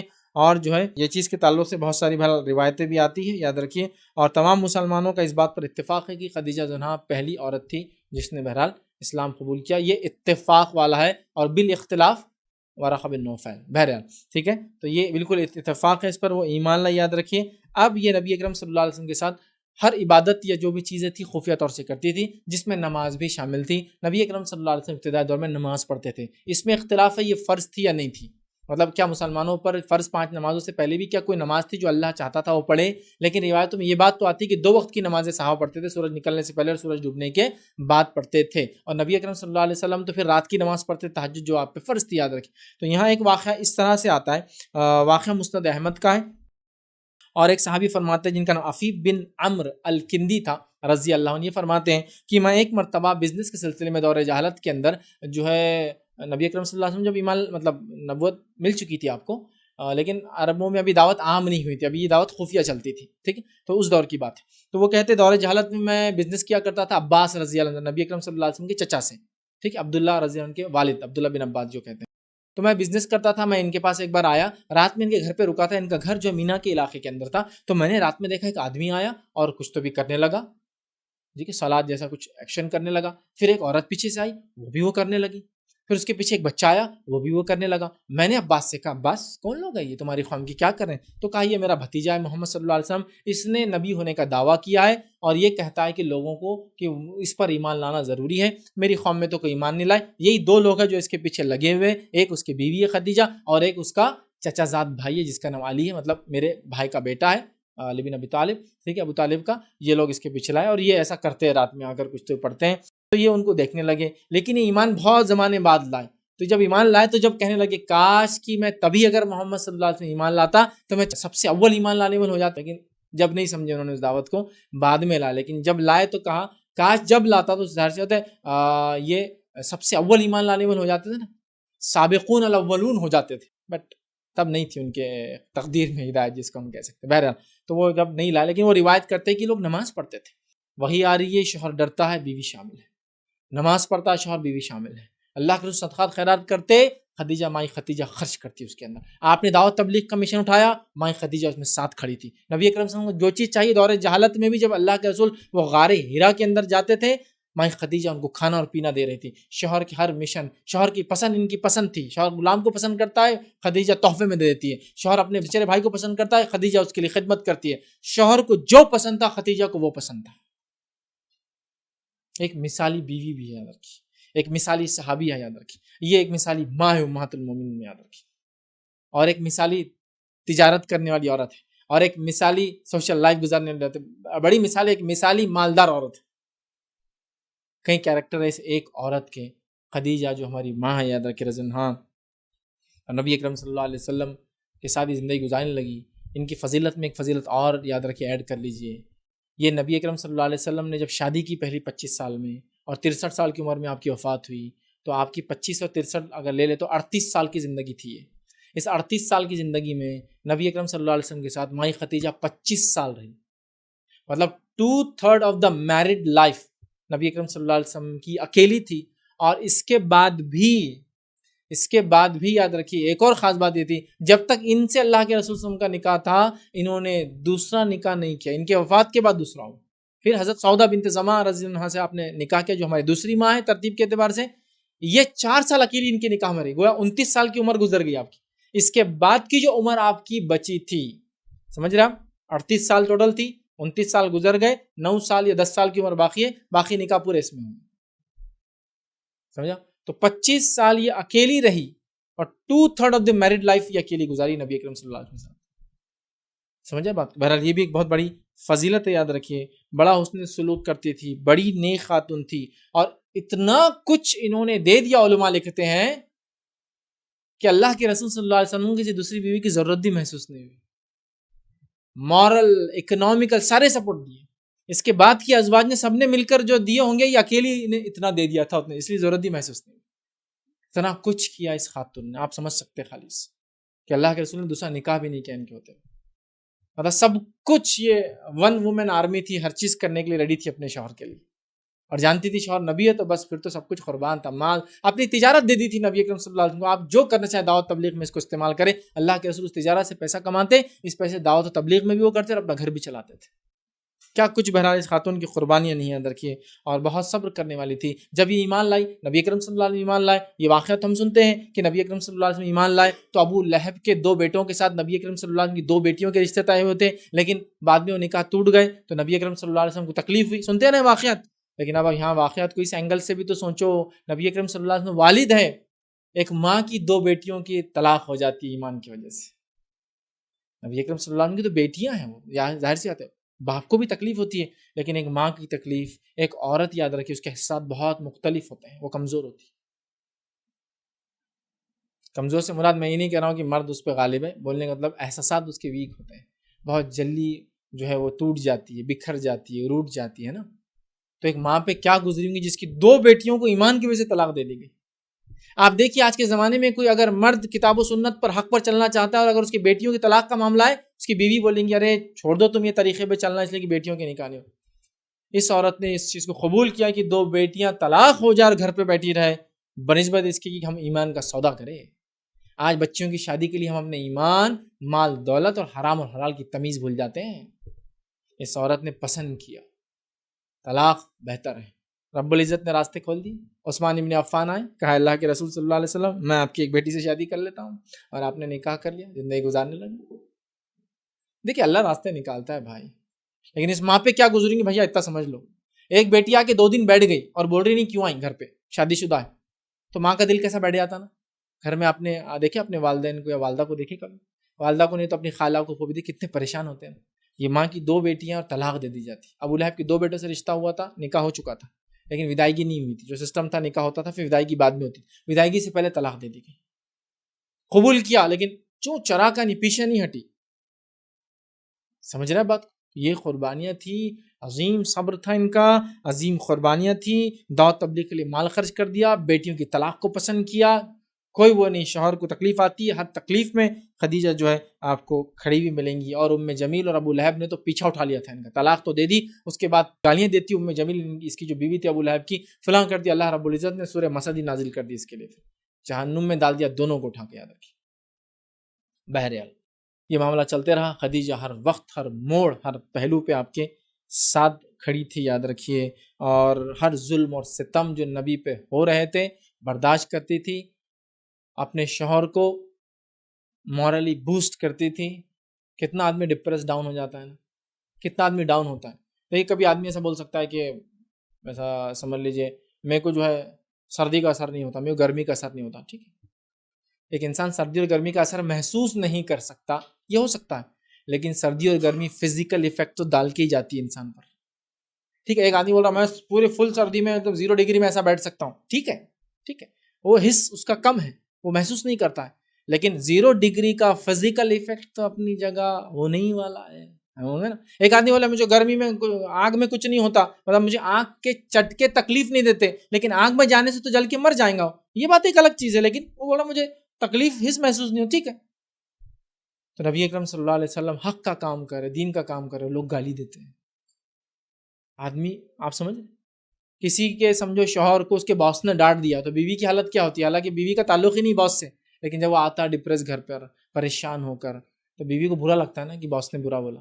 ہوتا ہی نہیں ہوتا کہ شوہر پریشان آ کر بولا کہ میرے باس نے ایسا کیا, تو بیوی یہاں سے اللہ اس کا بیڑا غرق کرے فلاں کا, مطلب اپنے شوہر کو تسلی دینے اس کو بددعا دینا چالو کر دیتی. ہوتا ہی نہیں ہوتا ہے. بیویاں ایسی سپورٹیو ہوتی ہے. ماں خدیجہ ایکسٹراڈنری سپورٹیو وومن تھی. نبی اکرم صلی اللہ علیہ وسلم وحی آ رہی ہے, وہ وحی کی اپنی اجنبیت کیا ہوتی ہے وہ ہم سمجھ بھی نہیں سکتے ہیں. پورے دنیا کے خلاف ایک آدمی کھڑا ہوا ہے. آپ کے گھر میں شادی ہے نا, تو ایک رسم کے خلاف آپ نہیں کھڑے ہو سکتے. میرا چیلنج ہے آپ کو, قبول کر کے دکھاؤ. ماں باپ بولے نا صحرا باندھو, تو مجبوراً تم کو ناک رگڑ کے باندھنا پڑتا. نہیں, اب میرے امی بولے تو کیا کروں, ہم تو اتنے ہاتھ پیر توڑ کے بیٹھے ہوئے. دین ہمارے لیے افضل نہیں, باقی سارے رشتہ دار افضل ہے ہمارے. شادی کے رسومات, میت کی بدعتیں, یہ سب دیکھ لو اپنی زندگی میں. تم تو ایک چیز نہیں بدل سکتے ہو. وہ ایک اکیلا آدمی سارے دنیا کے خلاف کھڑا ہوا ہے, اور ایک عورت ہے جو اس کا ایک جس کو کہیں گے انرجی سورس ہے, جو ہر طرح سے سپورٹ کر کے کہتی ہے تم جو کرو حق ہے, بس میں تمہارے پیچھے کوئی ہے نہیں. لوگوں کی گالیاں, لوگوں کی تکلیف, لوگوں کی مار, ہر چیز کو کہتی ہے صبر کرو اے میرے شوہر, اس کا بدلہ ہے آپ کو. بہت بڑی بات ہوتی ہے. میں کہہ رہا ہوں ایک رسم کے خلاف آپ کھڑے نہیں ہو سکتے ہیں. ایک آدمی پورے دنیا کے خلاف کھڑا ہے, اس کو کس قسم کے مضبوط مورل سپورٹ کی ضرورت ہے. اور وہ تھی خدیجہ, وہ تھی خدیجہ اس وقت جو کھڑی اپنے شوہر کے پیچھے حق کے ساتھ. یہ رول تھا ان کا, یاد رکھیے. اگر دنیا میں لوگ یہ کہتے ہیں نا کہ ہر سکسیسفل آدمی کے پیچھے ایک عورت کا ہاتھ ہے, اگر یہ مثال لوگ دیتے ہیں, تو میں کہتا ہوں یہ مثال 110% صحیح ہے. کیونکہ دنیا کے سب سے سکسیسفل انسان کے پیچھے بھی ایک عورت تھی, ایک خدیجہ نام کی. ہاں, ہماری ماں بہت بڑی چیز ہے. آج دعوت و تبلیغ کے میدان میں اگر کوئی شوہر ہے, تو سب سے بڑی کمر توڑنے والی اس کی بیوی ہوتی ہے. آج تمہارے وجہ سے رزق کم آ رہا, تمہارے وجہ سے انکم کم ہوگی, تم یہ کر لیتے تو فلاں ہوتا. عورتیں میرے کو ایسا بولتی تمہارے شوہر یہ کر رہے, وہ ٹوٹتی. یہ وہ عورت تھی کہ دیکھیے اب ہونے والی سمدن ہو چکی تھی, بہرحال ودائیگی نہیں ہوئی تھی. ام جمیلہ سمدن تھی ان کی, دیکھا ہے تو وہ رشتہ توڑنے کی بات کرتی, کیسے ٹونٹ مارتی ہوں گی. آج بھی کوئی عورت اگر بیٹے کی ماں ہے اور اگر رشتہ ہوا, خالی رسم ہوا ہے, تو کتنا آپ کو حاجی کرنا پڑتا ہے. یہ ام جمیلہ گالیاں دیتی ہے, یہ برداشت کرتے.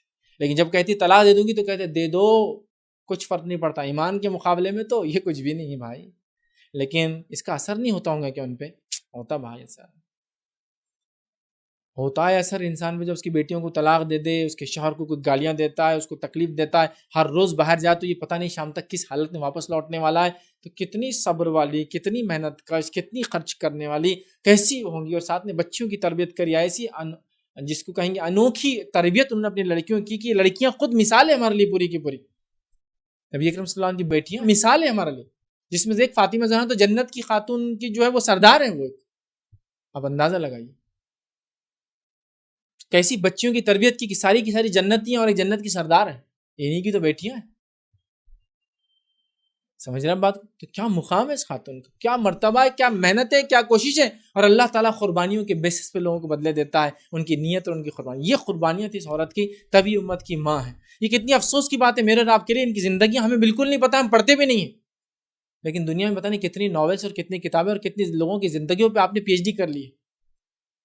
یہ وہ لوگ ہیں قربانیاں دینے والے. بہرحال تو انہوں نے طلاق دے دی. حضرت عثمان نے جو ہے نکاح کر لیا. بہرحال ان کے انتقال کے بعد پھر دوسری بیٹی سے آپ نے بہرحال نکاح کیا. ٹھیک ہے سمجھا. بہرحال تفصیلات میں نہیں جا رہا ہوں چونکہ ان کی زندگی ہائی لائٹ کرنا میرا مقصد ہے. ٹھیک ہے، تو ان کی بڑی قربانیاں ہیں، بڑے بلند جو ہے پائے کی یہ خاتون تھی اور بڑی قربانیاں انہوں نے نبی اکرم صلی اللہ علیہ وسلم سے دی. اب قریش کے لوگوں نے پلان کیا کہ محمد صلی اللہ علیہ وسلم کو قتل کر دیا جائے گا. تو اس میں دو قبیلوں نے انکار کیا.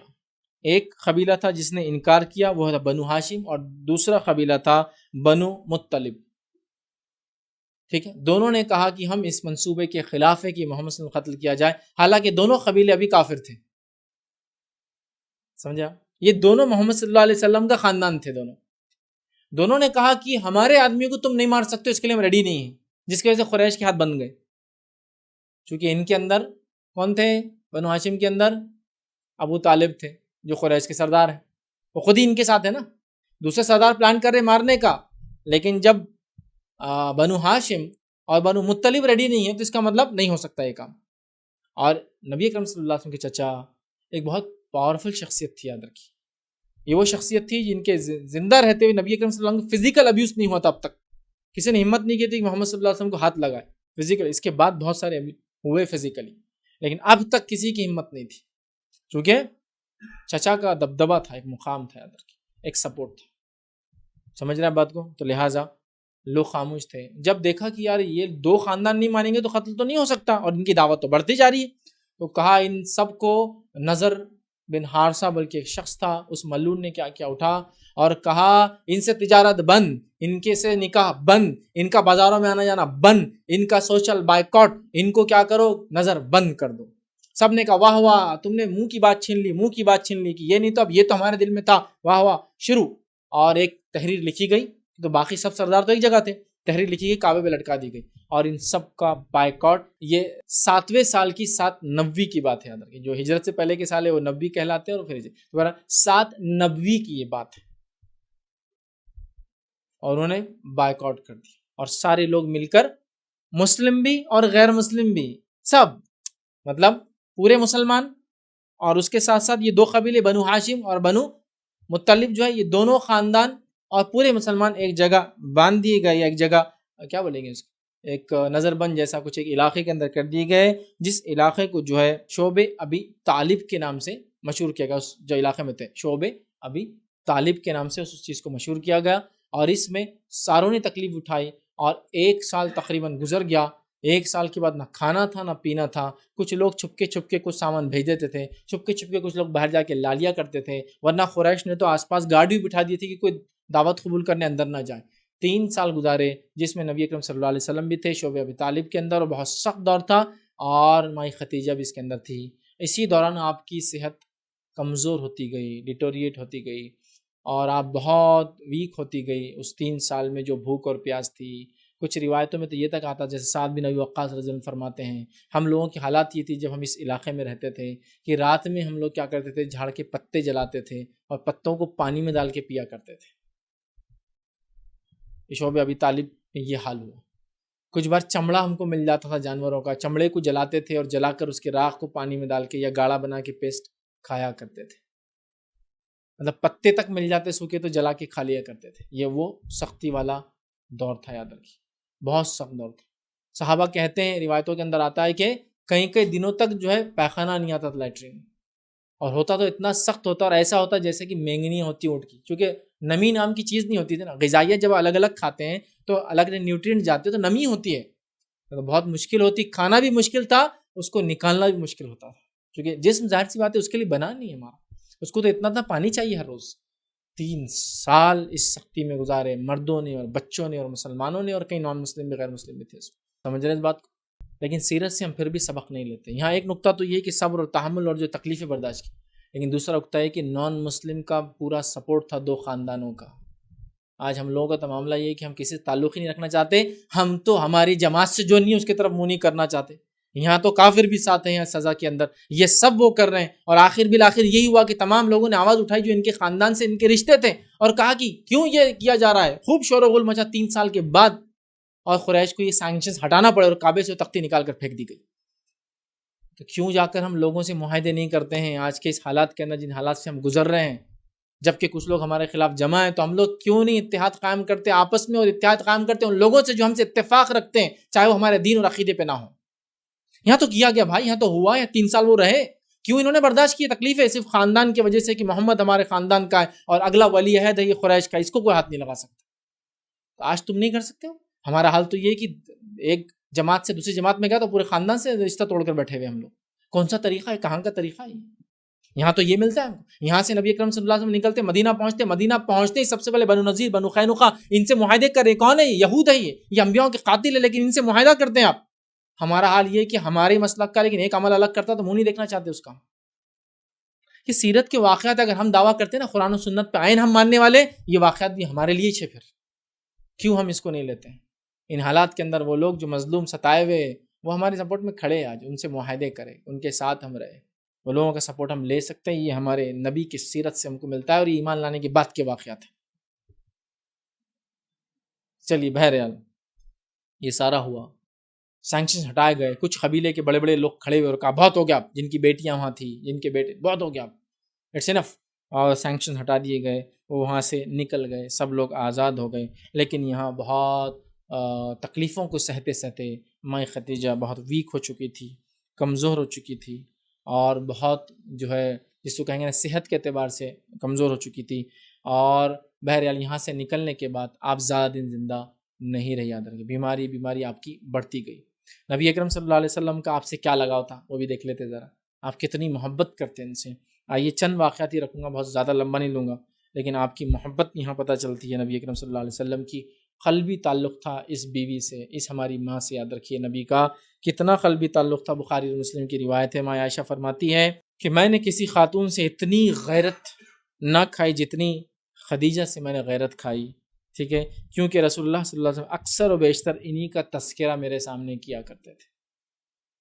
غیرت سمجھتے نا، یا رشک جس کو بولتے اردو زبان میں، کہ آپ کے سامنے کسی اور کا تذکرہ آ جائے، یا سمجھے نا، اس کو اگر سمجھنا تو یوں سمجھیے کہ آپ کی بیوی آپ کے سامنے کسی اور مرد کی تعریف کرے تو تھوڑا سا وہ جو احساس ہوتا ہے نا، اس کو بولتے غیرت یا رشک۔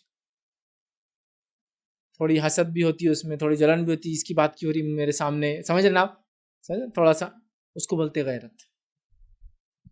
تو یہ فرماتی ہے کسی پر اتنی غیرت نہ آئی، جب ختیجہ کا آپ نام لیتے مجھے غیرت آتی تھی، اتنا نام لیتے اور اتنی تعریف کرتے تھے، اتنا نام، اتنا اکثر و بیشتر وہ کیا کہتی، کثرت سے انہی کا تذکرہ کیا کرتے تھے۔ کیسی بیوی تھی، یاد رکھیے، چلے گی اور شوہر نام لینا نہیں چھوڑتا ہے، یہ ہے بیوی کی صفات، یاد رکھیے۔ یقیناً ابھی ہم چونکہ عورتوں کی بات کریں تو میں یہاں یہ بات کر رہا ہوں، کبھی نبی اکرم صلی اللہ علیہ وسلم ایز اے شوہر بات کریں گے تو وہ بھی ایگزامپل دوں گا میں مردوں کو، لیکن یہ ہے بیوی کہ شوہر نام لیتے رہتے نہیں تھکتا۔ اور آج کچھ جگہ بیویوں نے شوہروں کے حال ایسے کر دیے کہ وہ بولتا میکے کب جا رہی ہو بیگم، مطلب کرفیو کب کھلے گا گھر کے اندر، بھائی آپ بہت خوش دکھ رہے، کیا بات ہے، بیگم میکے گئے بھی، تو لوگ بولتے مبارک بھائی مبارک، تقدیر والے ہو رہا ہے نہیں ہو رہا۔ یا دیکھیے اتنا تذکرہ کرتے تھے موت کے بعد بھی کہ ان کو رشک آتا تھا۔ کیسی بیوی ہوئی ہے، یونیک ہسبینڈ بھی لیکن یونیک، لیکن ابھی باقی عورتوں کی چل رہی، اس لیے عورتوں کے سے میں خطاب کر رہا ہوں، سب کچھ انہوں نے لگا دیا تھا۔ آئیے دوسرا واقعہ، بخاری مسلم کی روایت ہے، ماں عائشہ فرماتی ہے کہ نبی اکرم صلی اللہ علیہ وسلم کی کسی بیوی سے اتنی غیرت نہ کھاتی جتنی خدیجہ رضی اللہ عنہا سے غیرت کھائی، حالانکہ میں نے انہیں کبھی دیکھا نہیں تھا، دیکھا ہی نہیں انہوں نے تو ان کو، میں نے کبھی دیکھا نہیں تھا، لیکن نبی اکرم صلی اللہ علیہ وسلم ان کا بہت زیادہ تذکرہ کیا کرتے تھے، بسا اوقات بکری کو ذبح کرتے تھے، اس کے ٹکڑے بناتے تھے اور خدیجہ زنہا کی سہیلیوں کے یہاں بھیج دیا کرتے تھے۔ اتنی محبت کی بیوی تو چلے گئی، بیوی سے میل جول کرنے والی عورتوں سے بھی آپ نے تعلقات باقی رکھے تھے۔ خدیجہ کے دور میں آتی تھی تو اس کی سہیلی تھی تو تحفے میں بکری کا گوشت بھیجتے تھے۔ اندازہ لگائیے، یہ ہوتا ہے ایک شدید محبت کی بیوی کے سہیلیوں کو تحفے بھیجے جا رہے، چونکہ خدیجہ اپنی زندگی میں تحفے بھیجتی تھی۔ سمجھے نا، یہ محبت تھی نبی اکرم صلی اللہ علیہ وسلم۔ آئیے آگے سنیے، تو ٹکڑے بنا کر سید خدیجہ کی سہیلیوں کے ہاں بھیج دیا کرتے تھے۔ بعض اوقات میں آپ سے کہتی تھی بس دنیا میں ایک ہی خدیجہ رہ گئی تھی تمہارے لیے، اور کچھ نہیں تھا۔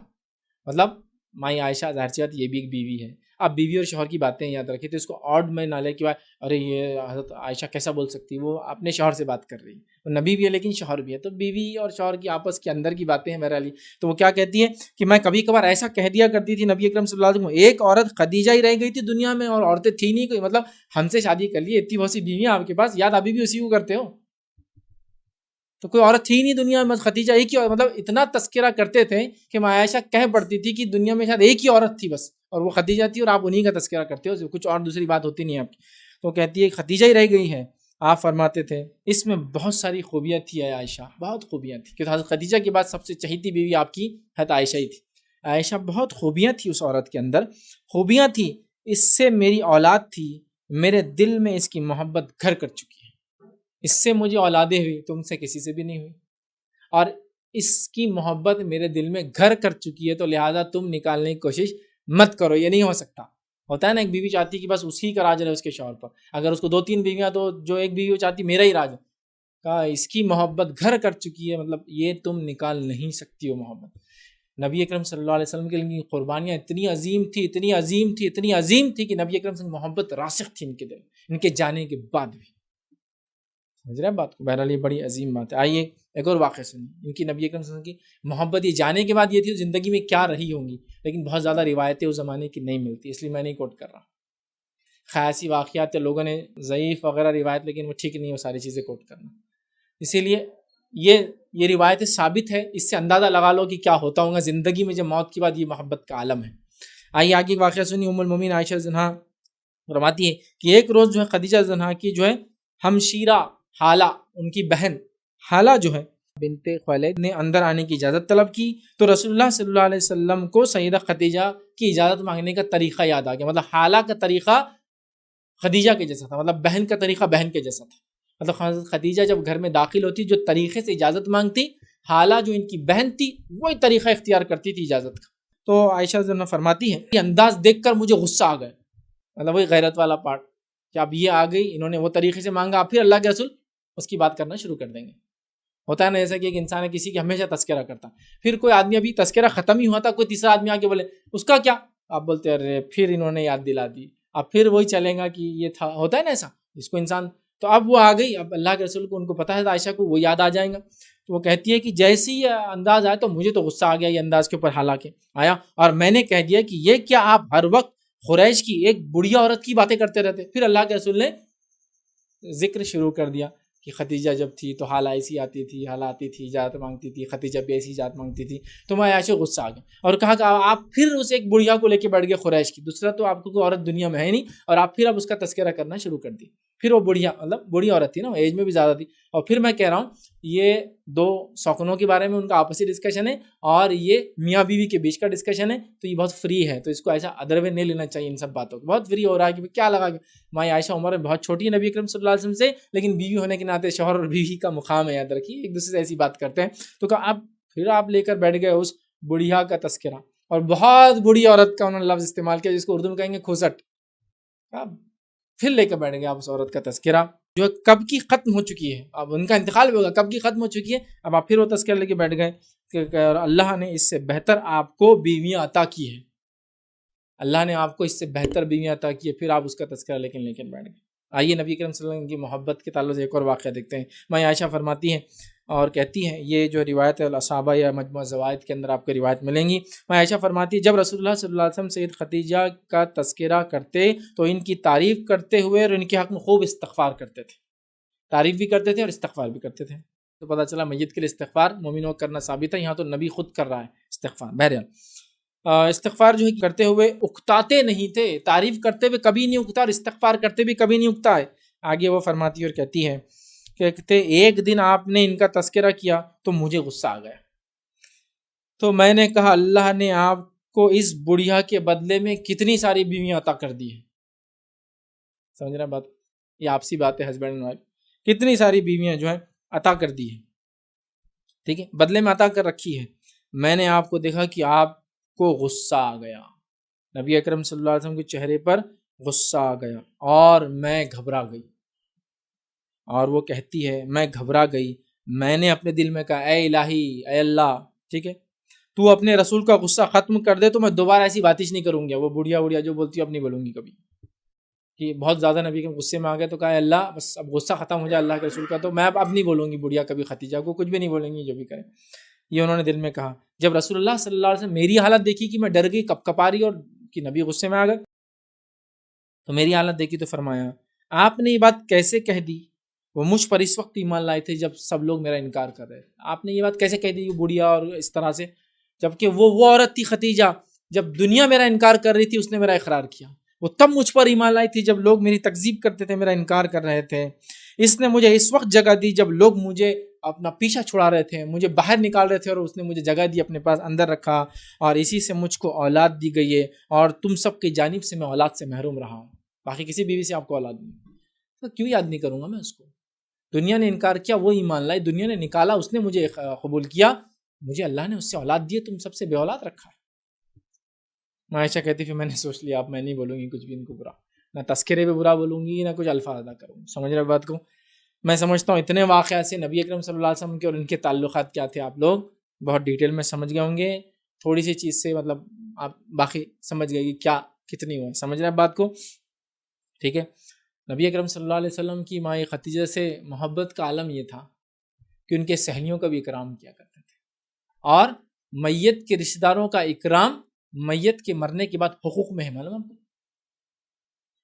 مطلب جن سے ایک میت دنیا محبت کرتی تھی، جن کے ساتھ بیٹھنا پسند کرتی تھی، جن کو دوست رکھتی تھی، اگر بچے چاہتے ہیں کہ ماں باپ کے مرنے کے بعد یا کسی رشتہ دار کے مرنے کے بعد اس سے اچھا سلوک ہو، تو یہ میت کا حق ہے کہ وہ جن سے محبت کرتا تھا ان سے اچھا سلوک کیا جائے۔ تو مائی ختیجہ کی سہیلیوں سے اللہ کے رسول اتنی وہ کرتے ہیں۔ مائی عائشہ فرماتی کہ ایک مرتبہ ایک خاتون جو نبی اکرم صلی اللہ علیہ وسلم کے پاس آئی، اس نے دستک دی، نبی اکرم صلی اللہ علیہ وسلم نے پوچھا کون ہے؟ اس نے کہا کہ جو ہے میں جو ہے فلاں فلاں ہوں، جو ختیجہ کے دور میں آتی تھی۔ نبی اکرم صلی اللہ علیہ وسلم نے بلایا، مرحبا، خوش آمدید، بیٹھو، کھلایا پلایا، کہا کیسی ہو، گھر میں لوگ کیسے، فلاں۔ نبی اکرم صلی اللہ علیہ وسلم عائشہ نے پوچھا کون بڑی عورت آ گئی ہے، کس سے اتنی باتیں کر رہے ہیں آپ، کتنے تفصیلات پوچھ رہے ہیں؟ تو کہا عائشہ یہ جو ہے خدیجہ کے دور میں ہمارے گھر میں آیا جایا کرتی تھی، مطلب خدیجہ کی جان پہچان والی تھی، اس سے آ کر ملا کرتی تھی۔ تو آپ اتنی رسپیکٹ کر رہے ہیں اس خاتون کی جو خدیجہ کی سہیلی ہے کہ اس کو بٹھا رہے ہیں، بات چیت کر رہے ہیں، معاملات پوچھ رہے ہیں، ٹھیک ٹھیک، اور اس سے باتیں کر رہے ہیں۔ کیا معاملہ تھا دیکھیے، کیا معاملہ تھا دیکھیے، آپ سمجھ رہے چیزوں، کچھ چیزوں کو ہم کو سمجھنا پڑے گا اندر کی، کچھ رشتوں کو ہم کو سمجھنا پڑیں گے اندر کی، کچھ دینی معاملات کو سمجھنا پڑیں گے ہمیں اندر۔ کچھ لوگ ہم میں سے ایسے بھی ہیں کہ محرم عورت کے علاوہ ساری غیر محرم عورتوں کو پتہ نہیں کیا سمجھتے ہیں کہ وہ ان کو دیکھنا بھی نہیں چاہتے ہیں۔ ایسے بھی لوگ دیکھا، ایک صاحب بولنے لگے میرا بچہ تو بولے اتنا پردے کا پابند ہے، غیر محرم عورت کے ہاتھ کی روٹی بھی نہیں کھاتا۔ ویل زبردست، یہ کہاں سے لا تقوی کا معیار؟ مجھے تو نہیں سمجھتا یہ تقوی کا کون سا معیار ہے، مجھے تو نہیں سمجھتا بھائی۔ نبی اکرم صلی اللہ علیہ وسلم کی ایک بیٹی کا انتقال ہوتا ہے، ابو طلحہ اتر کے دفناتے ہیں، ابو طلحہ اور ان کی بیٹی کا کوئی رشتہ نہیں آپس میں، اور دفناتے ہیں۔ دفنانے میں کیا کرنا پڑتا؟ میت کو اٹھانا پڑتا، اندر لینا پڑتا، ڈالنا پڑتا، وہ کرنا پڑتا، چیزوں کو لگانا پڑتا، یہ سب انکلوڈ ہے نا۔ تو پھر تم کون اتنے تقوی والے کی روٹی بھی نہیں کھاتے؟ ٹھیک، کیا کریں گے لوگ؟ سہیلی آ رہی ہے، ہاں بس کچھ لوگ اگر میں دیندار ہوگا تو کوئی دوسری عورت سے بات بھی نہیں ہو سکتی، یہاں بات کرتے نبی ان کے اخلاق دیکھیے، یہ سنت ہے۔ یہ ایکسٹریمزم جو آج کل آ رہا ہے نا بہت سارے لوگوں میں، وہ بھی کم کرنے کی ضرورت ہے۔ شدت پسندی بولتے ہیں اس کو۔ سالی گھر میں اجازت مانگتی ہے، آپ اجازت دے رہے ہیں، سہیلیاں آتی اب اجازت دے رہے ہیں، یہ ساری چیزیں لیکن پردے سے ہو رہی ہیں، یاد رکھیے، پردہ وغیرہ سب ملحوظ ہے اس کے اندر، وہ سب نہیں ختم ہو رہا ہے، وہ ملحوظ رکھتے ہوئے ریلیشن دیکھیے آپ کے، ہمارے لیے نمونہ ہے یہ نبی. ہم لوگ بھی یہ سلوک کر سکتے ہیں کسی بھی عورت کے ساتھ، اگر وہ انسان ہے تو رسپیکٹ کیجیے اس کی. ہمارے پاس بہت مسئلہ ہو چکا ہے، اس چیز کو سمجھنا ہے. پردہ اپنی جگہ ہے، لیکن ہم نان مسلم کنٹری میں رہتے ہیں، ہم بہت ساری ہماری غیر مسلم جو بہنیں وہ پردہ نہیں کرتی ہیں. اب ہم منہ پھیر کے تو نہیں گھوم سکتے ان سے. سمجھ رہے بات؟ اسلام کو انہوں نے دیکھا نہیں، دیکھیں گے ایک بار انشاءاللہ تو سمجھیں گے انشاءاللہ، تو راستے اللہ کھولے گا. لیکن تم پہلے ہی منہ پھیر لوں گے. ہو رہا ہے آج کل، نہیں وہاں ہوتی ہے تو میں ان سے بات نہیں کر سکتا فلاں نہیں. یہاں نبی کریم بات کرتے چونکہ آواز کا پردہ نہیں. ٹھیک ہے، احتیاط کرنا ایک الگ چیز ہے، لیکن ایکسٹریمس میں جو جا رہے ہیں ہم لوگ وہ نہیں ہونا چاہیے. بٹ وہ اتنا بھی لینئنٹ نہیں کہ بھائی سالی بولے تو آدھی گھر والی اور فلاں بولے تو نہیں، پھر وہ بھی ڈینجرس فیز ہے. لیکن جو اسلام نے جو ڈھیل دے دی نا اس کو آپ پورا یوز کر سکتے. اسلام دو دیواروں کے بیچ میں ہے، یہ پوری لمٹس یوز کر سکتے ہیں آپ ادھر کی یا آپ کے لیے. اس کے ادھر بھی حرام ہے اور اس کے ادھر بھی حرام ہے، لمٹس. چلو نا. حدیث میں اسلام کی مثال ایسی ہے کہ راستہ ہے جس کی دونوں طرف دیواریں ہیں. یہ نہیں کہا کہ ایک رسی ہے جس کے اوپر پیر پہ پیری ڈالنا ہے، اس کے بیچ میں حدیں ہیں، یہاں سے یہاں تک یوز کرو اس کو. بہرحال آتی تھی، وہ ان سے بھی اچھا سلوک کیا کرتے تھے. ٹھیک ہے.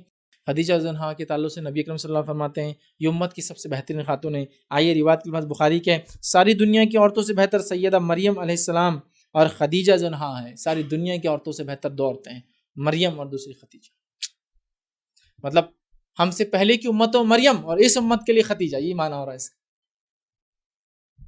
دیکھیے آپ ساری جو ہے دنیا کی عورتوں میں بہتر مریم اور خدیجہ ہے. ٹھیک ہے. اسی طرح ایک اور روایت میں نبی اکرم صلی اللہ علیہ وسلم فرماتے ہیں، مسند احمد کی روایت ہے، خواتین عالم میں 4 عورتوں کی عظمت باعث فخر ہے. 4 عورتوں کی عظمت باعث فخر ہے. مریم بنت عمران، خدیجہ بنت خویلد، فاطمہ بنت محمد، فرعون کی بیوی آسیہ. 4 بیویاں لائق تقلید ہے، لائق رشق ہے، لائق فخر ہے، جن کے پیچھے چل سکتے ہو تم لوگ. امت کی عورتوں سن لو، یہ تمہارے لیے آئیڈیل ہے، رول ماڈل ہے، لے لو ان کو. کون کون؟ پہلا مریم بنت عمران، عیسیٰ علیہ السلام کی والدہ. دوسرا فرمایا خدیجہ بنت خویلد، ہماری ماں، امت کی ماں میں سے ایک. اس کا تیسرا فرمایا فاطمہ بنت محمد، نبی اکرم صلی اللہ علیہ وسلم بیٹی حضرت علی کی بیوی. اور اس کے بعد آپ نے فرمایا آسیہ، فرعون کی بیوی. قابل رشق قابل تقلید عورتیں ہیں، ان کے پیچھے چل سکتے ہیں. ایک روایت نے فرمایا مردوں میں تو بڑے کامل ہوئے ہیں، عورتوں میں صرف 4 ہی کامل ہوئے ہیں. مردوں میں بہت لوگ کامل ہوئے لیکن عورتوں میں اونلی 4. پہلا مریم بنت عمران، عیسیٰ علیہ السلام کی والدہ. دوسرا آپ نے فرمایا خدیجہ زنہا. ٹھیک ہے. تیسرا آپ نے فرمایا فرعون کی بیوی آسیہ. اور ایک روایت میں عائشہ کا لفظ ہے، ایک میں فاطمہ کا لفظ ہے اور ایک میں اور لفظ یاد رکھیں. یہ کامل عورتیں ہیں، یاد رکھیے. عورتوں میں کامل عورتیں ہیں، یاد رکھیے. جو گزری ہے قابل تقلید ہے، یاد رکھیے. ٹھیک ہے. تو اس سے پتہ چلا یہ سب سے خیر عورتیں ہیں جن کا تذکرہ ہو رہا ہے. اور یہاں ایک روایت میں جو میں نے پہلی پڑھی آپ کے سامنے، وہاں تو لفظ یہ خیر النساء، عورتوں میں سب سے خیر جو ہے وہ مریم ہے، مطلب پچھلی امتوں میں، اور خدیجہ، یاد رکھیے. ٹھیک ہے. خدیجہ کی ایک اور فضیلت تھی جو ان کی زندگی میں بڑی فضیلت ہے، اس بات کو سمجھیے آپ. بخاری اور مسلم کی روایت ہے، ابو ہریرہ رضی اللہ عنہ فرماتے ہیں اور کہتے ہیں کہ ایک دفعہ جبرائیل علیہ السلام نبی اکرم صلی اللہ علیہ وسلم کے پاس تشریف لائے اور کہا یا رسول اللہ صلی اللہ علیہ وسلم، خدیجہ تشریف لا رہی ہے، ان کے ہاتھ میں سے ایک برتن ہے جس میں کھانا اور پانی ہے، جب وہ آپ کے پاس پہنچ جائے تو اسے اللہ رب العزت کی طرف سے سلام کہنا اور جبرائیل کی طرف سے سلام کہنا. یہ وہ خاتون ہے دنیا کی جس کو اس کے رب نے سلام بھیجا. یہ فضیلت ان کے علاوہ کسی کی نہیں ہے.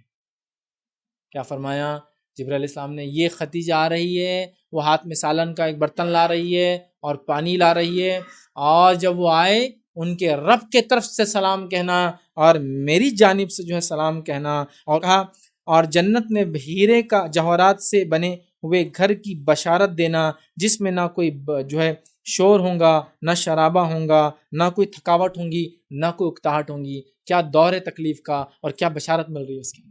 ایک گھر ملے گا، اور روایت میں آتا ہے یہ جو گھر ہوگا موتی کا بنا ہوا ہو، موتی میں پورا گھر تراشا ہوا، یہ ان کو ملنے والا. اور کہا جنتی عورتوں میں سے ہے. بہت بڑی بات ہے. تو یہ ان کی بہت بڑی فضیلت ہے کہ اللہ نے ان کو سلام بھیجا. ماں خدیجہ نے کہا اللہ خود سلامتی ہے، میں اللہ کو کیا جواب دوں؟ ہاں جبرائیل سے کہنا آپ پر سلامتی ہو، اللہ تو خود سلام ہے، وہ سلامتی کا دینے والا، وہ سورس آف پورا پیس ہے، اس کو کیا ہم دیں گے؟ تو کہا میری طرف سے جبرائیل کو سلام واپس کرنا، اللہ کو کیا جواب دوں؟ وہ خود سلام ہے، وہ خود سلامتی ہے. ٹھیک ہے. اس کے بعد آگے بڑھتے ہیں. یہ جتنی خواتین دنیا میں گزری یاد رکھیے ان میں سب سے افضل ہیں. اس کے تعلق سے ایک اور روایت مسند احمد کی ہے. عبداللہ بن عباس رضی اللہ عنہ فرماتے ہیں اور کہتے ہیں نبی اکرم صلی اللہ علیہ وسلم نے زمین پر 4 لکیریں ماری, 4 لائنز, اور فرمایا تم جانتے ہو یہ کیا ہے, یہ 4 لکیریں کیا ہیں؟ صحابہ نے عرض کیا کہ اللہ کے رسول صلی اللہ علیہ وسلم, اللہ اور اس کا رسول ہی بہتر جانتے کیا ہے 4 لکیریں. نبی اکرم صلی اللہ علیہ وسلم فرمایا خواتین اہل جنت میں خدیجہ بنت خویلد سب سے افضل ہے, اور فرمایا اور اسی طرح فاطمہ بنت محمد, مریم بنت عمران اور فرعون کی بیوی آسیہ ہیں, ٹھیک ہے, اور یہ تمام جو ہے جنت میں سب سے افضل عورتیں ہیں. اس روایت میں بھی دیکھیے آپ کو افضل کہا یاد رکھیے, تو یہاں ہمیں پتہ چلا کہ وہ بہت افضل خاتون تھی. نبی اکرم صلی اللہ علیہ وسلم کی بہت ان سے محبت تھی, بہت الفت تھی, انہوں نے بہت صبر کیا, بڑی تکلیفیں اٹھائی, شوہر کی اطاعت گزار تھی, ایک حقیقی ماں تھی جو بچوں کے لیے ہونا چاہیے. ایسے بالکل جس کو کہیں نا ایسے نمونے چھوڑ کے گئے اس دنیا کے اندر بچے جو ہمارے لیے قابل تقلید ہے. چاروں کی چاروں بیٹیاں نبی اکرم صلی اللہ علیہ وسلم کی, چاروں کی چاروں ایمان والیاں تھیں یاد رکھیے, ٹھیک ہے. اور جو ہے بڑے عظیم واقعات یاد رکھیے, کئی موقع ملا تو انشاءاللہ بہت سارے نمونے صحابہ کی زندگیاں بہت ہمارے لیے نمونے ہیں, بہت نمونے یاد رکھیے, بہت نمونے اس کے اندر, ٹھیک ہے. بہرحال تو وہ ہمارے لیے چھوڑ کر گئی, اور کتنی فضیلت ہے, خاتون جنت ہے, دنیا میں افضل خاتون ہے, اور کیا کیا کچھ نہیں ہے. نبی اکرم صلی اللہ علیہ وسلم کے ساتھ 25 سال زندگی میں رہی, آپ ہی سے آپ کو اللہ تعالیٰ نے اولاد دی, اللہ نے آپ کو سلام کیا, جبرائیل نے آپ کو سلام کیا, پہلی عورت جس نے اسلام قبول کیا یاد رکھیے, اسلام کے لیے قربانی دی, اور پتہ نہیں کیا کیا کیا کیا کیا سارے فضائل جمع کرنا ممکن بھی نہیں ہے. تمام تر ہونے کے بعد شعبہ ابی طالب جو مسئلہ ہوا اس میں آپ کافی بیمار رہی, وہاں سے نکلنے کے بعد آپ کی صحت سنبھل نہ پائی, اور صحت دن بدن آپ کی خراب ہوتی گئی, اور خراب ہوتے ہوتے ماہ رمضان میں یاد رکھیے 10/9 میں یاد رکھیے 65 سال کی عمر میں آپ کا انتقال ہوا. ماہ رمضان میں 10/9 میں یاد رکھیے 65 ایئرس کی ایج میں آپ کا جو ہے انتقال ہوا یاد رکھیے, جب نبی اکرم صلی اللہ علیہ وسلم کی عمر 50 برس ہو چکی تھی. آپ نے 25 میں شادی کی, آپ کی عمر 50 ہے, اب دوسری بیوی بھی آپ نے نہیں کی, 50 سال آپ کی عمر ہو چکی تھی. خدیجہ جنہوں نے ہجرت سے 3 سال پہلے یاد رکھی وفات پائی, اور آپ کے چچا ابو طالب کی وفات سے 3 دن بعد آپ کا انتقال ہوا. مطلب ابو طالب کا پہلے انتقال ہوا, پھر خدیجہ کا ہوا. نبی اکرم صلی اللہ علیہ وسلم پر یہ پہاڑ پر پہاڑ ٹوٹا تھا اس سے تکلیف کا. ایک تو سب سے محبوب چچا, اور اس کے بعد سب سے محبوب بیوی. سب سے محبوب انسان جو آپ کا اس زمانے میں تھا, آپ کو ایک سادہ بیویاں تھی نہیں, 2 کا انتقال ہوا 3 دن کے فرق سے. چچا پہلے جاتے ہیں, بیوی 3 دن میں.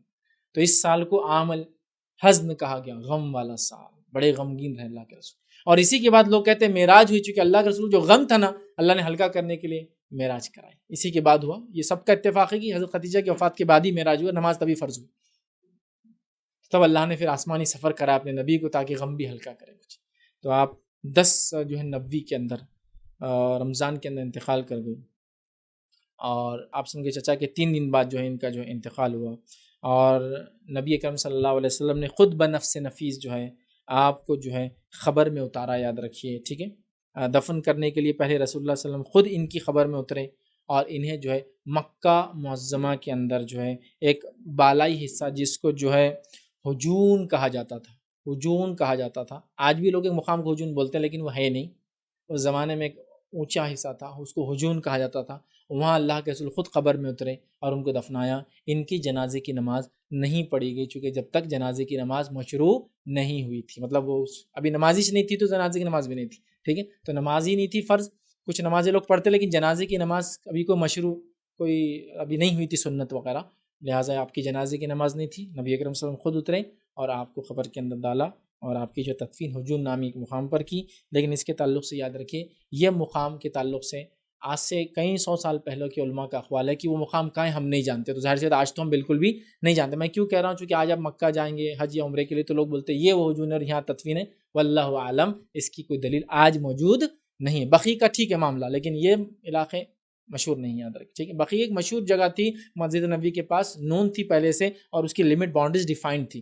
لیکن یہ علاقہ بہت سارے اقوال بہرحال میں ابھی نہیں رکھوں گا. ایک اقوال جو ہم کو ملتا ہے وہ یہ ہے کہ یہ جو مقام ہے وہ آج سے 700 سال پہلے ایک عالم لکھتے ہیں کہ کسی کو نہیں پتہ کہاں ہے، تو میں سمجھتا ہوں اب تو ناممکن ہے، لہٰذا یہ مقام کہاں ہے واللہ عالم، ہم لوگ اب نہیں جانتے، لیکن مکے میں ان کی جو ہے تدفین ہوئی، نماز جنازہ نہیں ہوئی چونکہ وہ نہیں تھا۔ تو یاد رکھیے یہ نبی اکرم صلی اللہ علیہ وسلم کی بڑی محبوب ترین بیوی تھی اور امت کی ماں ہے، ہمارے لیے آئیڈیل ہے، نمونہ ہے، اور بڑے اسباق تھے ان کی زندگی میں۔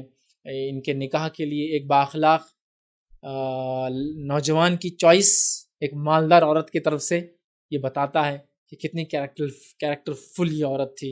اور وہاں سے شروع ہوتا ہے نبی اکرم تجارت کے معاملات، مالدار ہونے کے باوجود محمد صلی اللہ علیہ وسلم سے نکاح کرنا، محمد صلی اللہ علیہ وسلم سے نکاح قبول کرنا، اس کے بعد اولادوں کی تربیت، اور کیا کچھ صبر اور تحمل اور محبت اور انسیت اور الفت اور کیا کچھ نہیں تھا، اپنے بھائی کے پاس لے جانا، بار بار مسائل کے اوپر سوالات کرنا، تسلی دینا، مطلب بہت سارے اسباق تھے۔ میں سمجھتا ہوں یہ بڑی ہمارے لیے بدنصیبی کی بات ہے کہ ایسی شخصیات ہمارے پاس موجود ہے، لیکن ہم ان کی زندگیوں کو نہیں جانتے یا نہیں پڑھتے۔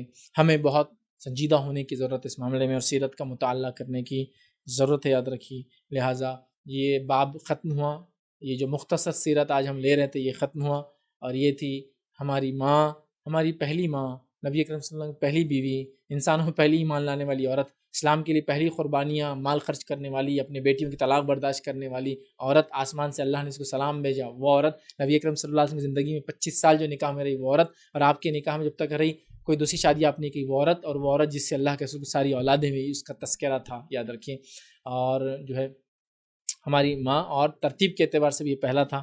انشاءاللہ عزیز آنے والے لیکچرز میں ہم بترتیب 2nd 3rd 4th 5th 6th ہم اس کو جائیں گے۔ اللہ جیسے جیسے اتوار کو موقع دیں گے، ہر اتوار ایک واقعہ میں آپ کے سامنے رکھنے کی جو ہے کوشش کروں گا۔ میں اپنی بات کو یہیں ختم کروں گا۔ اللہ رب العزت سے دعا ہے کہ اللہ سبحانہ تعالیٰ ہمیں توفیق دے کہ ہم اپنے اس کے دین کو سمجھیں، اس کی کتاب کو سمجھیں، اس کے نبی کو سمجھیں، اس کی سنت کو سمجھیں اور اس پہ عمل کریں۔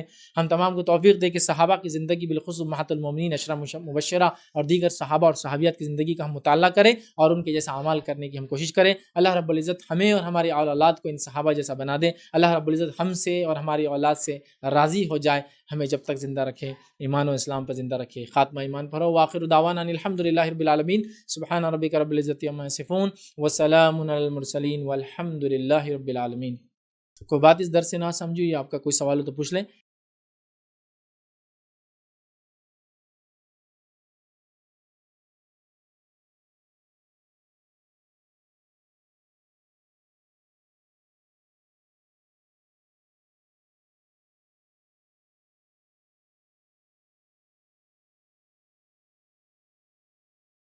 بسم اللہ الرحمن الرحیم، رب اشرح لی صدری ویسر لی امری واحلل عقدۃ من لسانی یفقہوا قولی۔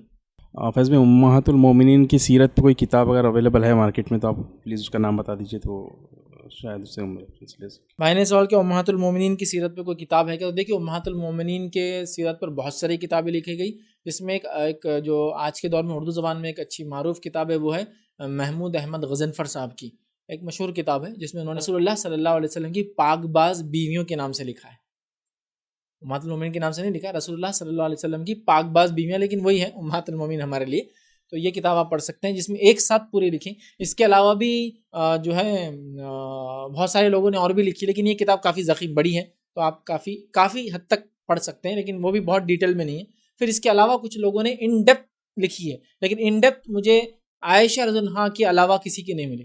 ان پر بہت کتابیں لکھی گئی ان ڈیپتھ، باقی نہیں ملتی ہیں۔ تو بہرحال ان کی کتاب میں آپ کو اکثر بہت ساری مل جائیں گی۔ ماں عائشہ کے تعلق سے بہت ساری اور بھی کتابیں، چونکہ یہ بہت چھوٹی تھی عمر میں، تو ان کی پیدائش سے جو ریکارڈنگ ہے، مطلب کہ یہ کب پیدا ہوئی، کیسا ہوا، کیا زندگی، تو لے کر ان کی وفات 55 ہجری تک پوری تاریخ ہے ان کی۔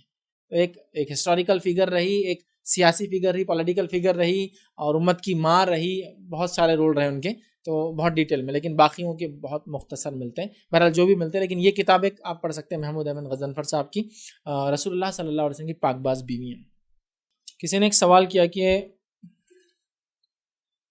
دو شوہر کے انتقال ہونے کے بعد وہ عورت تیسرا نکاح کر سکتے ہیں؟ کسی نے سوال کیا کہ ایک عورت کے دو شوہر تھے، انتقال ہو گیا تو تیسرا نکاح کر سکتے ہیں؟ ایک عورت کے ایک شوہر کا انتقال ہو گیا، اس کے بعد دوسرا کر سکتی، دوسرے کا ہوا تو تیسرا، تیسرے کا ہو تو چوتھا، چوتھا تو پانچواں، پانچواں تو چھٹا۔ وہ پوری زندگی نکاح میں رہ سکتی ہے، یہاں تک کہ اس کی عمر کچھ بھی ہو جائے۔ شریعت میں کوئی ممانعت، کوئی غلطی، کوئی برائی، ذرہ برابر اس میں کوئی خطا یا شرم آنے کی بات نہیں ہے. لیکن میں کیا کہوں اور کیسے کہوں اور کس کو کہوں؟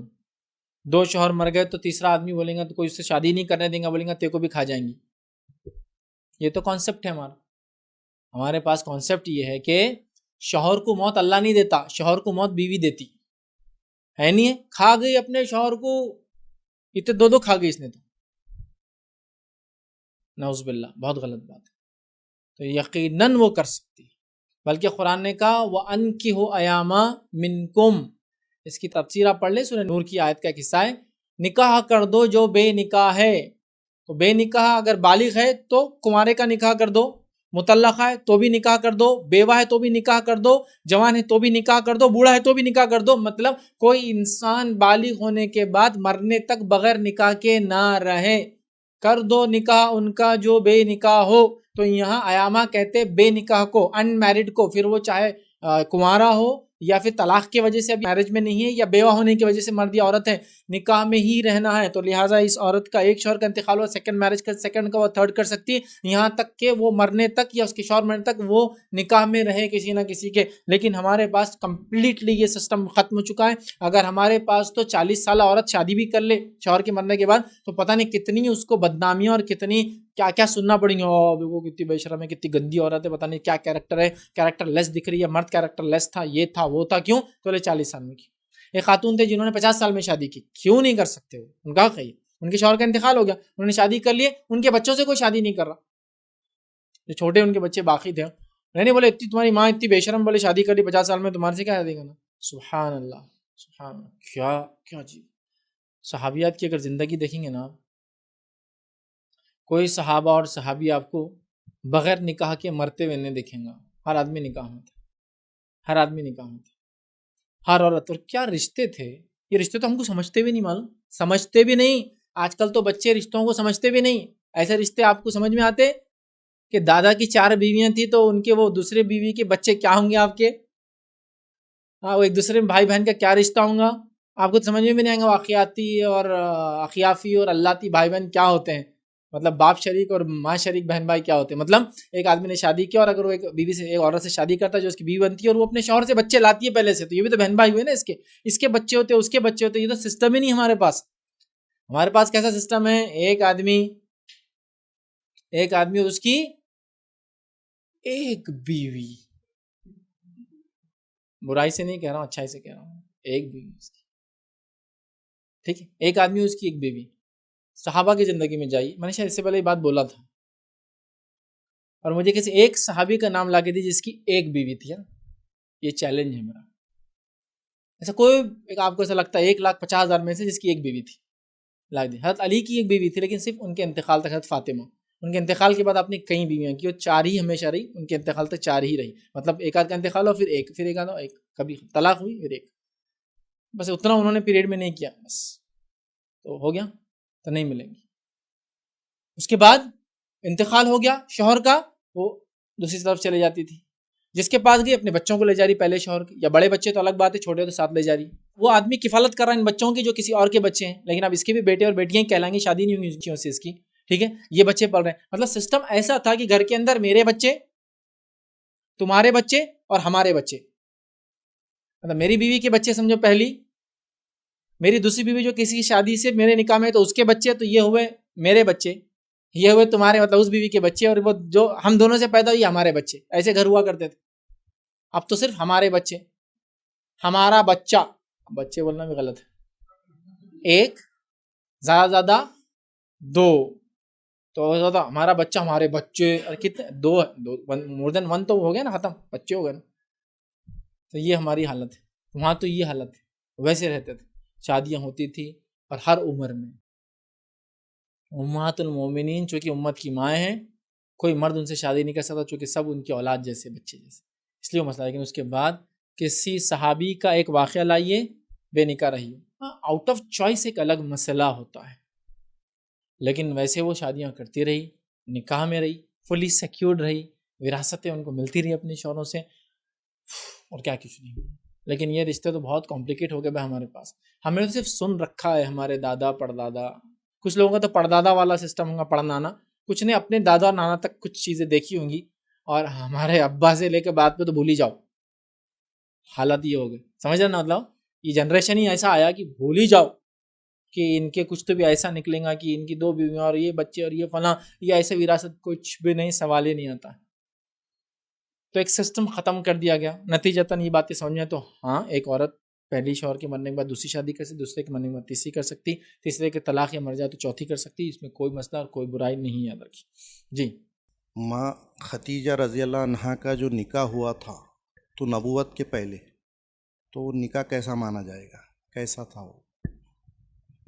پہلے سوال کیا کہ مائی خدیجہ کا نکاح تو نبوت سے پہلے ہوا تھا, تو نبی اکرم صلی اللہ علیہ وسلم کا نکاح کیسا مانا جائے گا. دیکھیے, مائی خدیجہ کا جو نکاح نبوت سے پہلے ہوا تھا, چونکہ شریعت ابھی نازل نہیں ہوئی تھی, ٹھیک, اور شریعت نے نازل ہونے کے بعد یہ نہیں کہا کہ جن کے پہلے نکاح ہو وہ اس کو ریوائیو کرے, پھر سے کریں, تو لہٰذا جو پہلے کے نکاح تھے وہ ویلڈ تھے. ہاں, جن لوگوں نے یا جن کے شوہروں نے یا جن کی بیویوں نے ایمان لانے کے بعد اسلام قبول نہیں کیا, تو وہ لوگوں نے ان سے علیحدگی اختیار کر لی, ٹھیک ہے. اگر وہ ایمان لا لیا تو پھر قبول کر لیا بغیر نکاح کے, اس کا مطلب وہ پہلا نکاح ویلڈ ہوتا ہے جب تک کہ شوہر چھوڑ نہیں دیتا ہے, بیوی چھوڑ نہیں دیتی. ایسا ہوا نا بہت سارے لوگوں کا کہ شوہر ایمان نہیں لائے, بیوی لا لی, تو بیوی تو شوہر سے الگ ہو گئی, لیکن انتظار کرتے رہے کہ شوہر بھی ایمان لا لے تو میں ان کو قبول کر لوں گی. تو پتہ چلا دور جہالت میں بھی جو نکاح ہوئے تھے وہ نکاح ویلڈ تھے اسلام لانے کے بعد, چونکہ اسلام نے اسلام قبول کرنے کے بعد ان کو پھر سے نکاح کرنے کا حکم نہیں دیا تھا. تو نبی اکرم صلی اللہ علیہ وسلم کا جو وہ نکاح ہوا تھا وہ نکاح اسی دور میں ہوا تھا, اور قرآن نے اترنے کے بعد یا وحی نے اس کے بعد پھر سے کرنے کا حکم کسی کو بھی نہیں دیا. لہٰذا جو لوگ اس زمانے میں نکاح شادی شدہ تھے بعد میں بھی شادی شدہ مانے گئے, سوائے اس کے کہ جنہوں نے ایمان قبول نہیں کیا, تو ان کی بیویاں اور شوہر ان کا انتظار کرتے رہے. اگر وہ ایمان قبول کر لیا تو پھر لوگوں نے زندگی گزاری بغیر کوئی نئے نکاح کے, اور اگر نہیں کیا تو پھر ان لوگوں نے دوسرے لوگوں سے نکاح کر لیا. جیسا کہ عورت ہے, اب شوہر تو ٹھیک ہے بیوی کا انتظار بھی کر رہا, دوسری شادی کر لیا, عورت تو نہیں کر سکتی تھی, تو ان لوگوں نے پھر انتظار کیا, کچھ نے انتظار نہیں کیا اور دوسرا پھر نکاح کر لیا. تو پتہ چلا کہ وہ نکاح ویلڈ تھا اس زمانے میں, اور وہ طلاقیں بھی ویلڈ تھی جو زمانے میں ہوئی ہے, ٹھیک ہے. تو لہٰذا چونکہ شریعت نے بعد میں ان کو ریویژن کا حکم نہیں دیا, لہٰذا وہ ویلڈ ہی مانا جائے گا. تو آپ سن کا نکاح دور جہالت میں ہوا, جو بھی طریقے پہ ہوا وہ ویلڈ تھا, اور بعد میں بھی شریعت نے اس کو ویلڈ رکھا, اس کو پھر سے دہرانے کی اجازت یا حکم نہیں دیا. Please give some tips for women especially who are staying at home and alone. How she utilizes her time when no one with her, or gents go outside for job or business till morning till night, and they have no children also. In such situation women feel boring etc. Give some solutions for constructive work. کسی نے کہا کہ ایسی عورتوں کے لیے کچھ نصیحت کیجیے جو گھر میں رہتی ہے, ان کے شوہر صبح سے شام تک گھر سے باہر جاتے ہیں, ان کو بچے بھی نہیں ہیں اور وہ گھر میں اکیلی ہوتی ہے, تو ایسے ٹائم پہ وہ بولتی ہے کہ ہم بور ہو رہے ہیں, تو بور ہونے کے بدلے وہ کیا کیا گھر میں کر سکتی ہے. دیکھیے بہت ساری چیزیں ہیں جو عورتیں اور مرد جو اگر خالی اللہ نے یہ وقت ان کو دیا ہے وہ اپنا استعمال کرے. اور میں بار بار اپنے اسپیچز میں کہتا ہوں, بہت ساری خواتین نے اپنے آپ کو وقف کر دیا ہے فالتو کاموں کے لیے اور دین کو مکمل چھوڑ چکا ہے, جبکہ امت مسلمہ کی اکثر خواتین کماتی نہیں ہیں, مرد کما کر لا کر دیتے ہیں. لہٰذا آپ گھر میں ہیں, میں یہ نہیں کہہ رہا ہوں گھر میں تو آپ فری بیٹھے ہوئے, میں جانتا ہوں وہ گھر میں بچوں کی تربیت کر رہے ہیں, ان کو پال رہے ہیں, بچوں کو سکھا رہے ہیں, ان کو پڑھا رہے ہیں, گھر میں بہت سارے کپڑے دھو رہے ہیں, کچھ لوگ کھانا بنا رہے ہیں, کچھ لوگ فلاں کر رہے ہیں. لیکن اس کے علاوہ بھی اگر آپ کے پاس ٹائم ہے تو اس ٹائم کو ڈیڈیکیٹڈلی کچھ اچھے کنسٹرکٹیو اسلام کے کام کے لیے کیجیے. دین کو سیکھنا اور سکھانا سب سے افضل کام ہے آپ کا, جس میں عقیدہ توحید کو سیکھنا سکھانا, شرک کیا ہے جاننا, اس کا علم حاصل کرنا اور اس پہ عمل کرنا, دوسرے دیگر مسائل کو آپ سیکھنا. کتنی افسوس کی بات ہے ہماری عورتوں کے پاس اخبار پڑھنے کا وقت ہے, ہاں اسمارٹ فونز کو 1-1 2-2 گھنٹہ یوز کرنے کا وقت ہے, ٹی وی دیکھنے کا وقت ہے, لیکن بنیادی مسائل سجدے سہو کو نہیں پتا, بنیادی مسائل خود کے طہارت کے بارے میں نہیں پتا ہے. پتہ نہیں کس کی باتیں سن کے کب سے زندگی بھر پورا عمل چالو ہی ہے. یہ کہ اللہ تعالیٰ پوچھ نہیں کریں گے اس خالی وقت کی. چلو یہ بھی ہو گیا, آپ کا اپنے آپ کو آپ نے ڈیولپ کر لیا, پھر بھی خالی وقت ہے تو آس پڑوس میں آپ سیکھیے سکھائیے, دین کی دعوت و تبلیغ کا کام کیجیے. اپنی بہنوں کو, اپنی سہیلیوں کو, اپنی والدین کو, یا اپنے ماں باپ کو, یا اپنے بہن بھائیوں کو, اپنے بھتیجوں اور بھانجوں کو جو کہ آپ کے محرم ہوتے ہیں, جن سے شادی نہیں ہوتی, ان کے ساتھ آپ بیٹھ سکتے ہیں, ان کی تربیت, ان کے بارے میں وہ کرنا, پلاننگ کرنا, وہ لوگ کیا کر رہے ہیں, کئی کام ہے. اس کے بعد بھی ٹائم اگر مل رہا ہے, اللہ نے کام والی دے دی, مالدار عورت ہے آپ, سوسائٹی میں آپ کا ایک مقام ہے, پیسہ آپ کے ہاتھ میں, آپ کو بچوں کے اسکول چھوڑنے جانا نہیں پڑتا, گھر کا کھانا نہیں بناتی, آپ جھاڑو نہیں دیتی, تو آپ کے لیے تو اللہ تعالیٰ کی پوچھ اور بڑھ گئی. اس لیے کہ اس خالی وقت کو آپ کا علم حاصل کیجیے, اپنا علم حاصل کر کے اس کو پھیلانے کے لیے جد و جہد کیجیے. موقع نہ ملے تو کم از کم نیت تو کرے, اس لیے کہ نیت کا بھی اجر ملے گا انسانوں کو. جو اس انسان کی نیت ہو کسی کام کرنے کی لیکن مجبور ہو جائے, نہیں کر پائے, اللہ اس کو اجر دیں گا اس کا. آئیے اس کی دلیل، نبی اکرم صلی اللہ علیہ وسلم نے اعلان کیا کہ ہم کو جنگ پہ جانا ہے. کچھ لوگ جنگ میں نہیں آ سکے چونکہ ان کے سواری نہیں تھی اور جنگ ایسی تھی، گرمی ایسی تھی کہ پیدل ممکن نہیں تھا. تو نبی اکرم صلی اللہ علیہ وسلم فرماتے ہیں جب سفر شروع تھا ایک جگہ فرمایا کچھ لوگ مدینے میں ہیں لیکن جن وادیوں سے ہم گزرے وہاں سے وہ بھی گزرے، جو تکلیفیں ہم کو پہنچی وہ ان کو ہی پہنچی. صحابہ نے کہا یہ کون لوگ ہیں؟ بیٹھے تو مدینہ میں، ثواب تو ہمارے سپارے. کہا یہ وہ لوگ ہیں جو صرف سواری کے نہیں ہونے کی وجہ سے ہمارے ساتھ نہیں آ سکے، لیکن پوری نیت. تو یہ نیت کا فائدہ عورتیں بھی اٹھا سکتی ہے. ایک اور حدیث سنیے، نبی اکرم صلی اللہ علیہ وسلم فرما کہا کہ ایک انسان جس کی نیت تو پختہ کی مسجد جا کے نماز پڑھے لیکن اس کے بڑھاپے نے اس کو مجبور کر دیا وہ مسجد نہیں جا سکتا، اس کو بھی انشاءاللہ باجماعت نماز کا ثواب ملے گا کیونکہ اس کی نیت مسجد جانے کی تھی. یا یہ مسئلہ آپ بیمار کے لیے بھی لگا سکتے ہیں. ایک بیمار مرد ہے جس کو مسجد میں جا کے نماز پڑھنا فرض ہے، نہیں پڑھ سکتا بیچارہ، اگر نیت شدید ہو اللہ اس کو مسجد میں نماز کا اجر دیں گے انشاءاللہ. آپ حج کو نہیں جا سکتے لیکن شدید خواہش ہے، اللہ اجر دیں گے انشاءاللہ. تو یہاں عورتیں خالی ہیں شدید خواہش و علم سیکھنے سکھانے کی. چلو سیکھ رہے لیکن شوہر باہر جانے نہیں دیتا، گھر کے حالات ایسے نہیں کہ باہر جائے. نیت تو رکھو اللہ موقع دے تو میں لوگوں کو بتاؤں، مجلسوں میں دعوتوں میں چلے جائے تو تب بتا لے دیکھو مسلمان عورتوں اپنے وقت کا آپ کو بہت زیادہ اچھا فائدہ اٹھانا ہے، اس لیے کہ اللہ تعالیٰ نے آپ کو بڑی صلاحیتیں دی ہے. سب سے پہلے تو میں کہتا ہوں ہر عورت نے داعیہ ہونا چاہیے، دین کو سیکھ کر لوگوں کو سکھانا چاہیے، چونکہ اللہ نے آپ کو بولنے کی نعمت بھی ہم سے زیادہ دی ہے. بات کرنا ہے نا. کسی نے ایک بار کہا کہ بھائی جوک سنائیے، ایک آدمی آگے کھڑے ہوئے بولے ایک جھاڑ کے نیچے 2 عورتیں خاموش بیٹھی ہوئی ہیں. جوک ہے. ارے ایک جھاڑ کے نیچے 2 مکی عورتیں بھی رہیں گی نا، مکی، تو بھی خاموش نہیں چالو رہیں گا. ماشاءاللہ بولنے کی نعمت ہے نا، غلط نہیں بول رہا ہوں لیکن بولنے کی نعمت. یہ بولنے کی نعمت کو کیا صرف چغلی غیبت اور عام بات کے لیے استعمال کریں گے؟ آپ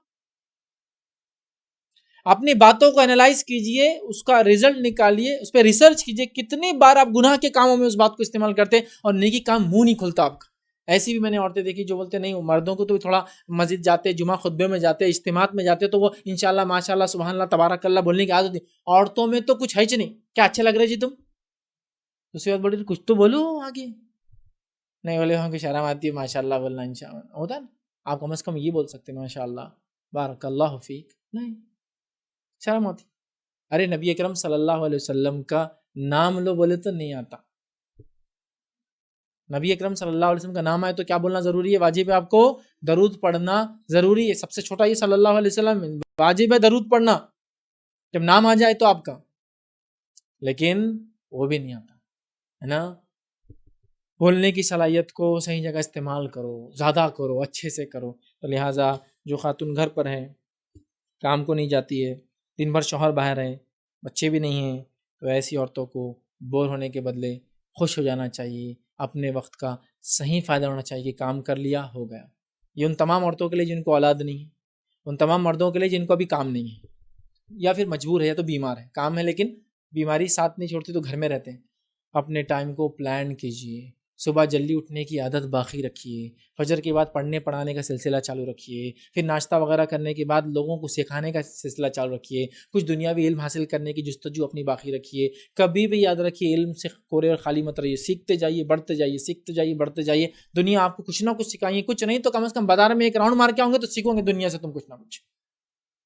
میں نے کہا عورتیں بازار جا کے لیکن آپ سیکھیں ہوں گے دنیا سے، تو آپ کو سیکھنے کا مرحلہ رکھنا. تو ان عورتوں کو بھی کہوں گا جو فری ہے، ان مردوں سے کہوں گا جو فری ہے، جو گھر میں خاص طور سے گلف وغیرہ میں مرد ورد چلے جاتے کام کے لیے، عورتیں گھر میں پورا ٹائم ہوتی، کچھ کام نہیں ہوتا. پلانڈ لائف جیجیے. اگر بچے ہیں تو ان کی تربیت میں کھپا دیجیے، اپنے آپ کو علم حاصل کر میں کھپا دیجیے. درس اجتماعات وغیرہ ہوتے تو وہاں جائیے، خود سیکھیے، اپنے آس پاس کی عورتوں کو سکھائیے. کچھ نہیں ہو سکتا اگر وہاں نہیں کر سکتے تو یہاں فون کر کے کم از کم سکھائیے. انڈیا میں آج کل تو ارے آن لائن آپ سنائیے نا، جیسے غیبتیں سنا رہی ہے، چغلیاں کر رہی ہے، کل کیا ہوا، بہن کا کیسا چل رہا، بہن بھائی کیا کر رہا، فلاں یہ ہو رہا، انہیں مار رہا کہ نہیں مار رہا، اس کو اس کا رشتہ کیسا چل رہا، اس کا چکر کیسا چل رہا، فلاں کا یہ فون لگا کے بولی نا آج میں نے یہ پڑھی، کل یہ کتاب ہوئی. کام تو کرنا ہے بھیا، پلان لائف کو جینا ہے، ورنہ عمر کے بارے میں سوال ہونے والا. پہلا سوال اللہ کے پاس جب انسان کھڑے ہوں گا، جامع ترمذی کی روایت ہے، پہلا سوال زندگی کہاں لگائی، دوسرا سوال جوانی کہاں لگائی، زندگی کہاں لگائی، یہ وقت کہاں گنوایا، پوچھ ہونے والی. ہر آدمی سوچے اور اپنی اپنی تیاری کرے. تو لہٰذا میں کہوں گا بور مت ہوئیے.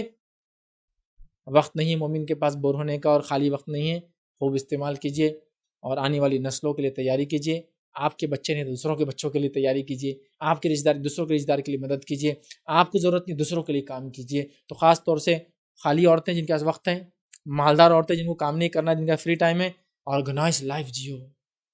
کتنے ریسورسز میں نے ایسی مالدار عورتوں کو دیکھا جن کے شوہر کو، جن کے دادا سسر کو لاکھوں کروڑ روپے اللہ نے دیا ہے، آپ کے حکم پہ گاڑی آپ کے لیے کھڑی ہے، لیکن کبھی یہ گاڑی دین کے لیے نہیں نکلی آج تک. آپ کے حکم پہ کچھ ہو سکتا ہے، کبھی یہ چیز صحیح نہیں ہوئی. آپ کے ایک بولنے پر آپ کے لیے 10-20 تولے کی چیزیں تو یوں مل جاتی ہے، کبھی یہ دین کے لیے، کسی مسجد کی تعمیر کو دیکھ کر، کسی مدرسے کو دیکھ کر، کسی یتیم خانے کو دیکھ کر یہ نہیں ہوا کہ آج میں اس کے لیے کر دیتا. نہیں ہوا. کیوں نہیں ہوا؟ کیوں شعور نہیں پیدا کیا آپ نے؟ امہات المومنین کیا خرچ کرتی تھی، آہا، صحابیات کیا خرچ کرتی تھی، آہا. ہر آدمی اپنی حیثیت سے زیادہ خرچ کرتا تھا، اور ہمارا معاملہ کیا ہے؟ ہر آدمی اپنی حیثیت سے زیادہ استعمال کرتا ہے. ویسا کچھ کرنا پڑے گا. یہ پلاننگ کے بغیر نہیں ہو سکتا. بہت سنجیدہ ہونا ہے، سیریس تھاٹ رکھنا ہے، کام کرنا ہے. تو اسکائی از دا لمٹ بولتے نا، آسمان حدیں ہیں اس کی نیکیوں میں جانے کے لیے. آگے بڑھیے، خالی وقت، مال، دولت، اثر، رسوخ، جوانی، طاقت، صحت کا، اولاد کا فائدہ اٹھا لیجیے. چلے جائیں گی نا، پچھتائیں گے مرتے وقت، کچھ کام نہیں آنے والا. اللہ تعالیٰ ہم کو اس کی سمجھ عطا فرمائے. اسی پہ اپنی بات کو ہم ختم کریں گے. وآخر دعوانا الحمد للہ رب العالمین. سبحان ربک رب العزت عما یصفون وسلام علی المرسلین.